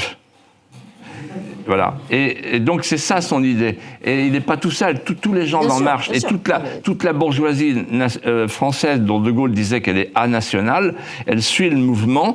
L'idée de faire une expérience d'un pays qui, de par ses élites, veut devenir un morceau du marché planétaire de masse parce qu'il croit au marché, au divin marché il croit à l'idée, à la marchandisation du désir, qui va tout marchandiser. Regardez l'histoire de l'euthanasie, regardez le transhumanisme, regardez cette idée qu'on va tout vendre, tout acheter, y compris le ventre des femmes. Bon, ça, c'est Macron. C'est cette idée-là. Il est transhumaniste, il est mondialiste, il est multiculturaliste, il est européiste. Alors, finalement, ça fait beaucoup. Ah oui. Gabriel, oui, allez, mais juste terminer. pour conclure, oui, sur ce, donc en fait, il vend un pays déraciné, donc un pays déraciné n'est plus un pays. Donc on est d'accord. On est d'accord. Non, oui, je voulais rendre justice aux boomers, pardon, parce que j'ai fait un article, je bats ma culpe, mais j'avais fait un article sur Boulevard Voltaire après le deuxième tour en accusant un peu les boomers, parce que c'est vrai, c'est quand on regarde la composition de l'électorat d'Emmanuel Macron, ils sont devenus un petit peu le bouc émissaire. Mais j'ai eu beaucoup de protestations, de faits. Pourquoi vous regardez, Gabriel Parce que vous l'avez dit il y a pas tout à l'heure. Et quand on regarde, effectivement, on va les regretter, les boomers, parce que cette génération-là, c'est la dernière qui a reçu. Alors, elle n'a pas toujours transmis. Et puis, déjà, il ne faut pas globaliser, parce que certains ont transmis. Et puis, ceux-là, ils sont vraiment remarquables parce qu'ils ont transmis. Ceux, par exemple, qui ont résisté à mai 68, ils n'étaient pas nombreux. Hein. Ils n'étaient vraiment pas nombreux, donc ils ont moins de mérite que peut-être la génération aujourd'hui qui se sent, qui tient un petit peu plus chaud. Mais surtout, ils sont donc, encore une fois, les derniers à être dépositaires d'une forme de culture. C'est les derniers à être enterrés à l'église. Pardon de revenir, on va me prendre pour une grenouille de bénitier, mais c'est pas grave.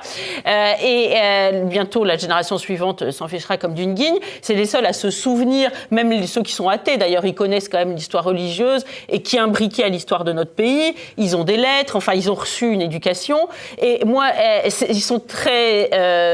ils savent ce que le mot bénévolat veut dire, hein, ça a l'air de rien, mais la société tient aujourd'hui en France avec du bénévolat et il n'y a plus que les boomers qui soient capables de donner de leur temps de façon gratuite. Et moi, j'ai été très frappée au moment de la crise de l'essence.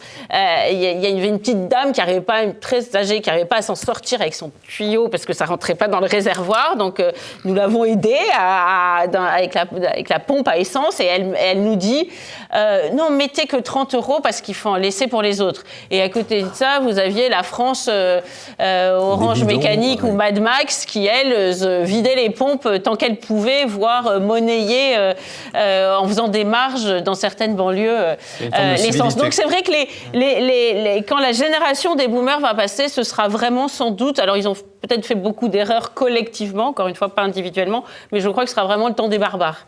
J'aimerais revenir, oui, Pierre Gentillet, justement, à ce sujet de l'immigration incontrôlée. Est-ce que vous pensez que l'immigration zéro, c'est faisable, c'est réalisable? Je peux juste répondre à un tout petit truc. Après, je sais que c'est pas le sujet, mais oui, je suis tout à fait d'accord avec ce qui a été dit. C'est-à-dire qu'il y a, en fait, la génération auprès de laquelle se traduit la plus haute forme de civilité, c'est aussi cette génération-là. Mais c'est pas ça le sujet. Le sujet, c'est ce qu'ils votent. Et c'est ça la difficulté, et c'est même parfois la contradiction. C'est-à-dire souvent, quand on regarde cette génération, sur les questions d'immigration, ils sont plus à droite que la majorité de tout le monde. Le problème, c'est qu'ils votent Emmanuel Macron. Mais ils ont été victimes de l'Église, là aussi. Ah oui, je suis d'accord, mais disons, je suis d'accord avec vous sur le biberonnage de logique, mais accordons-leur quand même un petit peu d'autonomie. C'est pas non plus des gens qui sont... Enfin, faut pas mettre uniquement ça sous le compte de l'influence des médias, etc. Mais voilà, je ne confonds pas Cohn-Bendit et Lugan, vous voyez, pour moi Lugan est un modèle, et pourtant c'est la génération, mais sauf qu'il est de l'autre côté, voyez-vous. Mais je sais qu'il existe des Bernard Lugan et je lui rends hommage d'ailleurs. Maintenant sur la question que vous posiez, non, l'immigration zéro ne peut pas exister, l'immigration zéro n'a jamais existé, mais il faut dire immigration zéro, pourquoi ? Parce que la différence entre un politique qui arrive et qui vous dit, comme Darmanin, je vais réduire l'immigration, obligation de moyens en droit. Est-ce qu'on peut reprendre le contrôle de nos frontières ? Attendez, j'arrive. Et quelqu'un qui arrive et qui vous dit immigration zéro, obligation de résultat. Je préférerais toujours obligation de résultat à une obligation de moyens, parce que l'obligation de moyens, elle est floue, et on la connaît, l'obligation de moyens. Donc, je préfère qu'on ait ce discours-là. Ensuite, je sais que ce n'est pas possible, mais maintenant, si vous voulez, pour revenir sur le fond du sujet, bien sûr qu'on peut avoir une immigration contrôlée, mais encore faut-il le vouloir. La majorité des Français le veulent, et même, d'ailleurs, je reprends ce sondage de CNews d'il y a quelques semaines, 2 tiers des Français veulent réduire fortement, c'est pas juste réduire, c'est réduire fortement l'immigration. Donc, il y a un consensus dans la population française sur ce sujet. Il n'est pas partagé au niveau des élites. Mais maintenant, ce qui est bien important de comprendre, et ça nous ramène au débat de l'origine, au tout début là, de ce qu'on avait là, c'est qu'est-ce qui compte pour nous ? Je rouvre pas le débat sur l'Union européenne. Je dis qu'est-ce qui compte pour nous, c'est-à-dire... Non, s'il vous plaît. Non, bien sûr. Non, mais qu'est-ce qui compte pour nous, c'est-à-dire qu'est-ce que c'est la France ? Moi, je pense... Mais non, mais qu'est-ce que c'est qu'est-ce qui compte ? Est-ce que c'est le peuple ? Est-ce que c'est la nation ? Est-ce qu'on fait une différence entre les deux ? Moi, je suis fondamentalement attaché au peuple français. D'accord ? Parce qu'en réalité, c'est une notion beaucoup plus objective que la nation, qui est un contrat, qui est une notion tout à fait subjective. La nation française existe. Et en réalité, elle existe même avant 1789. On va pas se lancer dans un cours d'histoire. Le français et la nation française sont nés en même temps à Bouvines. Oui, mais alors, je suis tout à fait d'accord. Mais il y a une réalité... C'est-à-dire que la nation est une réalité politique. Le peuple n'est peut-être une réalité politique, mais c'est avant tout une réalité culturelle. Et c'est d'ailleurs en ça qu'il y a une grande différence entre la France et l'Allemagne. En Allemagne, il n'y a pas des peuples germaniques. Il y a, et c'est bien Fichte qui l'a montré, il y a un peuple germanique, des Germains, étalé d'ailleurs, et c'est tout le problème dans toute l'Europe. Et la nation allemande a été en réalité plus facile à construire, pas sur un plan politique, mais plus facile à concevoir. La nation française, c'est plus compliqué. C'est pour ça qu'elle s'est construite sur l'État. Mais il n'y a pas un peuple français. Ou plutôt, le peuple français est une composition de différents peuples, mais sédentaires. Et c'est ça, cette idée qu'il faut absolument balayer en disant on s'est construit sur différents peuples. C'est des peuples sédentaires. Là, ce qui nous arrive là, c'est pas du tout la même chose. C'est un flux migratoire comme nos peuples ou notre peuple, parce qu'aujourd'hui, nous avons fait, même si j'aime pas cette expression, nous avons fait peuple, nous avons fait nation. Ça suppose un contrat, donc je n'aime pas. Nous n'avons jamais été exposés à des phénomènes migratoires de déracinement aussi importants. Nous sommes des peuples qui se sont constitués avec l'État et la religion catholique pour faire la France, pour faire le peuple français. Mais il est bien important de comprendre qu'il y a des peuples à l'origine et des peuples sédentaires. Et ça, c'est une notion objective qui a des réalités culturelles. La réalité culturelle basque est indéniable, la réalité culturelle bretonne est indéniable, la réalité culturelle, encore plus fin, vendéenne est absolument indéniable, berrichonne, etc., Tourangelle. Mais c'est ça le plus important, et c'est ça ce qui est à la base de tout. Voilà ce que je voulais dire.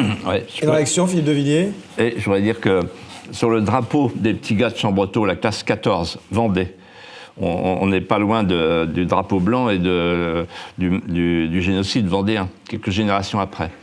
Sur le drapeau, ils partent, les conscrits, avec un béret, une fleur à la bouche, et sur le drapeau, il est écrit « Quand la France voudra ». C'est ça une nation. C'est qu'en fait, il y a des peuples, vous avez raison, il y a les Vendéens, il y a les Corses, il y a les Bretons, etc. Ils ont des caractéristiques très différentes, les Basques, etc. Mais n'empêche que quand il s'agit de décider quelque chose de vital, on se retrouve tous ensemble. Sur le commun. Et moi, je pense là aux téléspectateurs qui se disent peut-être vous-même, bon bah oui, mais alors quelle est la solution ? Quelles seraient les premières mesures à prendre pour mettre la France sur les rails ? Je vous réponds là-dessus de manière imagée.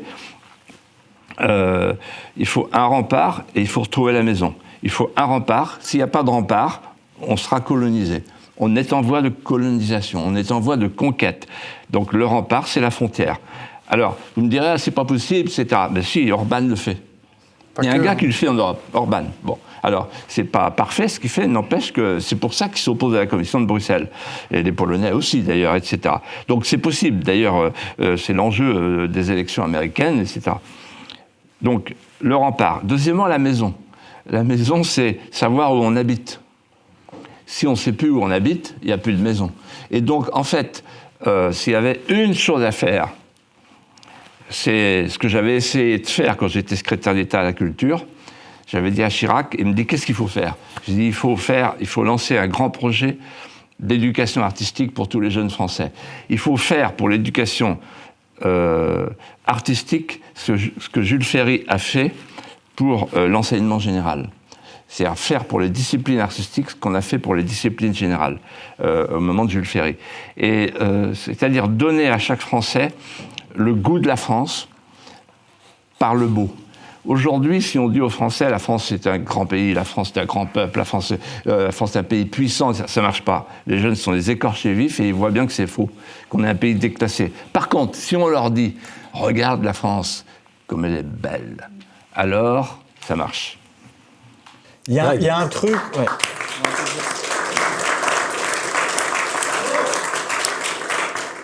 Je vais essayer d'apporter un peu... Je ne sais pas comment je vais exprimer cette idée, mais je vais essayer d'exprimer parce que ça me semble important. On est beaucoup ici, il y a beaucoup de gens qui font une jonction comme s'il y aurait un accord tacite entre le wokisme et l'islamisme qui serait d'accord sur un agenda politique commun. Je me permets de douter de la réalité de ce fait. Mélenchon. Je suis d'accord. construction politique temporaire et opportuniste ou véritable adhésion idéologique? Je te réponds je te réponds par un mot, intersectionnalité, c'est ce que ça veut dire. Concept qui n'est maîtrisé que dans 3 facs de sociaux. Ah non, la France est en train de devenir un campus américain. C'est là la différence. Je donne un exemple tout con. J'ai un un camarade que je vais saluer ici, je sais pas, vous le couperez peut-être au montage, il s'appelle Damien Tarel, il a mis une gifle au président de la République. Et Damien, il m'a raconté ses 4 mois de prison. Chose qu'il dira pas à TPMP. Il arrive, première chose que les mecs lui disent, ah, t'es le mec qui a niqué Emmanuel Macron? Ouais. Mais toi, t'es pas un peu genre les rois de France, les chevaliers et tout? Ouais. Ah, mais c'est cool, toi, t'es pas un PD, là, t'es pas un républicain, t'es pas les trucs, là. Voilà. Il y a une fascination pour la jeunesse issue de l'immigration, pour ce qu'a représenté historiquement la France comme un modèle dominant, fort et sûr de ses valeurs. C'est une réalité. Il y a des gens qui en ont fait un programme politique pendant 15 ans, il y en a un, il s'appelle Alain Soral. Je suis pas d'accord avec les conclusions qu'il tire. Néanmoins, je constate une chose, c'est que ça, c'est un fait qui est réel. Damien, il me dit, la semaine dernière, j'arrive à Paris, il y a un jeune de 16 ans, il me chope. Il me dit, ah mais toi, tu veux qu'on nique les Sarrasins, c'est ça et tout? Je sais pas, viens, on prend une photo. Il y a un respect chez une partie de cette population pour ce qu'a été la France, qui leur a été inconsciemment transmise par le respect qu'avaient leurs parents pour ce pays. Philippe de Villiers, qui vous leur a condamnez donné, ces gifles et envers qui Macron, fait qu'en vous la fait- condamnez. Tiens, parenthèse, j'aimerais avoir l'avis de Philippe de Villiers là-dessus. Bah, Cet acte, vous le condamnez. Là, vous me mettez en position de confesseur, je vais vous dire, jeune homme, il ne faut pas faire ça, mais je vous comprends.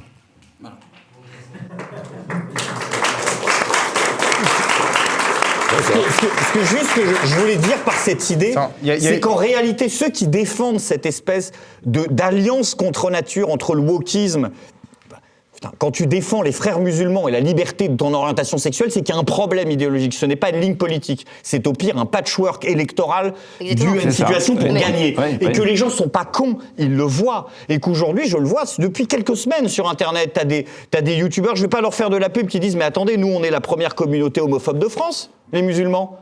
On doit aussi régler ce problème. » Et qui, en réalité, les gens qui vont défendre cette congruence intellectuelle entre l'application d'une doctrine abrahamique radicale et la liberté d'être aquagender ne sont ni des représentants des uns, ni des représentants des autres. Et qu'une grande partie de la jeunesse musulmane française s'est pas encore perdue un respect pour la France des livres d'histoire. Non mais en une phrase... C'est peut-être rattrapable. Il y a une phrase pour illustrer ce que je dis. Mais il faut virer les escrocs. Il a raison. Il y a une phrase pour illustrer ce que je dis. Comment se fait-il qu'il n'y ait pas une seule Gay Pride qui ait été organisée dans le 93 ? Point. Ils l'ont fait, voilà, ils ont tenté. L'intersectionnalité s'arrête là. Mais l'intersectionnalité, c'est un mythe. Et qu'aujourd'hui, il y a des gens qui respectent ce qu'a été la France dans un imaginaire très fantasmé, très hollywoodisé, très ce que tu veux, mais qui se disent, la France, à un moment, ça avait des couilles. Alors, est-ce que... Et ça existe, alors, ça. Je te réponds parce que je vois ça... Qu'est-ce qu'on fait avec ces gens? On leur dit, vous êtes des alliés des woke et allez vous faire foutre. Alors, il y a peut-être une petite chance que tu aies raison, à une condition, c'est qu'on soit capable de se tenir droit, nous la France, nous les Français, et qu'on soit capable de parler avec des yeux de feu de notre patrimoine, pour le faire aimer. Pourquoi ? Parce qu'une nation, c'est un lien amoureux. Et donc, il faut refaire un peuple amoureux. Et si le peuple français redevenait un peuple amoureux de son patrimoine, amoureux de ses gènes, amoureux de son passé, amoureux de tout ce qui fait notre grandeur, amoureux de nos gloires, de nos saints, de nos héros, de nos légendes, alors il y a des gens qui viendraient s'agglutiner vers nous. Parce qu'on est toujours attiré vers la lumière, par la lumière. Clémence. Juste pour répondre à Greg sur l'histoire de l'alliance wokiste, islamiste, cette tenaille qui n'est pas censée tenir debout, certes, elle ne tient pas debout, mais elle tient debout pour qui ? Pour la stratégie électorale. Donc pour Emmanuel Macron et puis dans d'autres pays, Et en fait, cette stratégie, c'est la stratégie Terra Nova poussée 2.0, donc poussée à l'extrême. Et là où je suis d'accord, c'est qu'elle va imploser. C'est-à-dire que de toute façon, cette discrimination... Mais oui, mais c'est une très bonne nouvelle pour nous. Donc il ne faut pas trop leur dire, là. En fait, il y a un exemple, c'est le néo-féminisme. Mais ils se disent eux-mêmes en ce moment. Sandrine Rousseau et Elisabeth Badinter sur le féminisme. Vous avez vu, paf, ça éclate. Mais bien sûr que ça éclate. Ouais, Eh oui. voilà. Et les manifestations LGBTQ, maintenant, ils Gabriel s'engueulent Cluzel. entre eux. Ouais. Non, mais je sais pas, je trouve que ça relève de la prophétie autoréalisatrice. Imaginez qu'il n'y a pas d'intersectionnalité, mais qu'il y en aurait une entre une France éternelle et une population qui arriverait et qui serait admirative de ce qu'on est jusqu'à vraiment se mettre à genoux. J'y crois pas du tout. C'est pas ce que je dis. Je pense que c'est possible individuellement, c'est pas possible collectivement, Voilà, c'est ça. Non, parce mais qu'il y a une question vous démographique, êtes tout d'accord. simplement. Mais on C'est-à-dire intègre que des individus, quand on n'intègre pas des communautés. Non, mais voilà, quand on arrive nombreux dans un endroit avec une culture, Oui, mais on doit intégrer on la des conserve, individus, c'est vrai, des pas Français aux des- États-Unis. Gabriel, qui on vivent laisse parler entre eux, Gabriel, voilà. on laisse parler Gabriel. Non, mais c'est tout ce que j'avais à dire. Alors, c'est très bien. On arrive quasiment à la fin, les 5 dernières minutes. Donc, Ah non, mais sur Pierre. moi, sur ce jeu-là, j'étais tout à fait d'accord. Moi, si vous voulez, ce que je voudrais bien qu'on retienne de ce débat, c'est que il faudrait maintenant qu'il y ait, et ça relie au premier sujet, qu'il y ait un consensus. Alors, il existe dans le camp national, mais bien au-delà. Je prends l'exemple du Danemark, notamment. C'est-à-dire qu'au Danemark, il y a vraiment un consensus sur le fait que l'immigration, est un sujet global, c'est-à-dire qu'il y a des incidences sur la justice. On le voit notamment sur la surreprésentation de la délinquance. Ça a été bien démontré par le ministre de l'Intérieur lui-même. Je le rappelle qu'il y a quand même 49%, 48% des faits de délinquance à Paris qui sont commis par des étrangers, alors qu'ils représentent pas spécialement 49-48% de la population à Paris. Donc, il y a un consensus à faire sur ce sujet, à droite comme à gauche. Il a été fait au Danemark, et d'ailleurs c'est la raison pour laquelle le Danemark a changé sa politique migratoire, mais depuis un certain temps. Et d'ailleurs, justement, ça nous amène à ça, c'est comment faire. Le Danemark, il l'a fait, il n'est pas sorti de l'Union européenne. Il a repris le contrôle de ses frontières sur le plan migratoire, et que je sache, il n'a pas été exclu, il n'y a pas eu de sanction sur l'euro qui lui a été imposée. Donc, ça nous ramène à la question du politique. On en parlait tout à l'heure avec Greg, c'est quand le politique veut, il peut. Et le Covid l'a bien démontré. On a réussi à mettre sous cloche toute une population au nom d'un virus qui était présenté comme la peste noire, et dont aujourd'hui il y a plus de cas qu'il y a 2 ans, il n'y a pas une mesure sanitaire. Donc il faut maintenant, et j'en termine par là, un consensus sur cette question migratoire. C'est, je le répète, quitte à être un peu... Voilà, c'est l'enjeu fondamental de notre peuple, sinon il n'y aura plus de peuple français demain.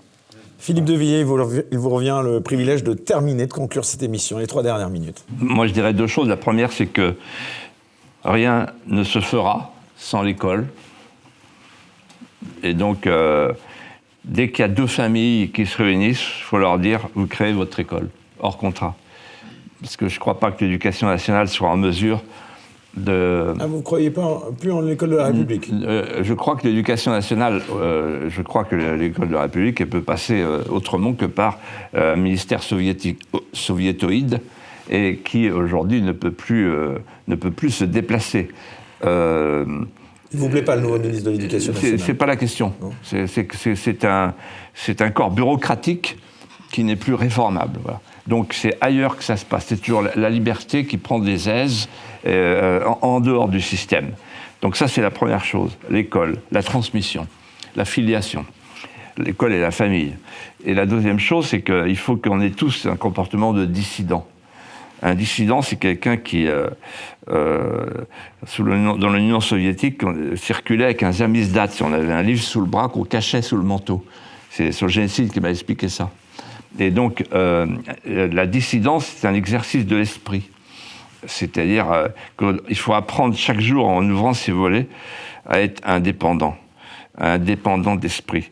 Parce que la contagion est rapide, elle se fait vite, et au nom de la contamination, on est tenté par les accommodements raisonnables, que ce soit avec le wokisme ou avec l'islamisme. Moi, ce qui me frappe, c'est que nos élites ont peur. Nos élites sont comme les bourgeois de Calais, un genou à terre, qui tendent les clés à l'occupant et au futur occupant. Et donc il faut qu'on ait la tête droite et qu'on ose dire aux Français, ils finiront par nous reconnaître, nous sommes des dissidents, nous sommes des Français de passion, nous sommes des Français qui appartiennent aux patries charnelles de Péguy, et nous survivrons.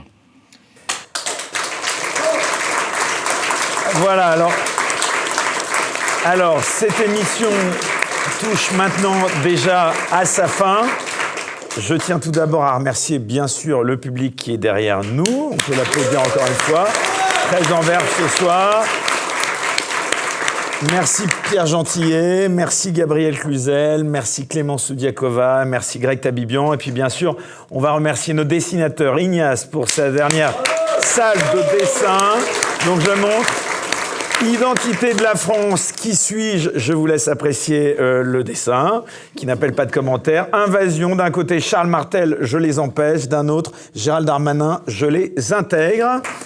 Et enfin le dernier, avec Marianne au centre, elle accepte tout, vision migratoire, cancel culture, wokisme, LGBTisme, islam, même l'identité chrétienne de la France.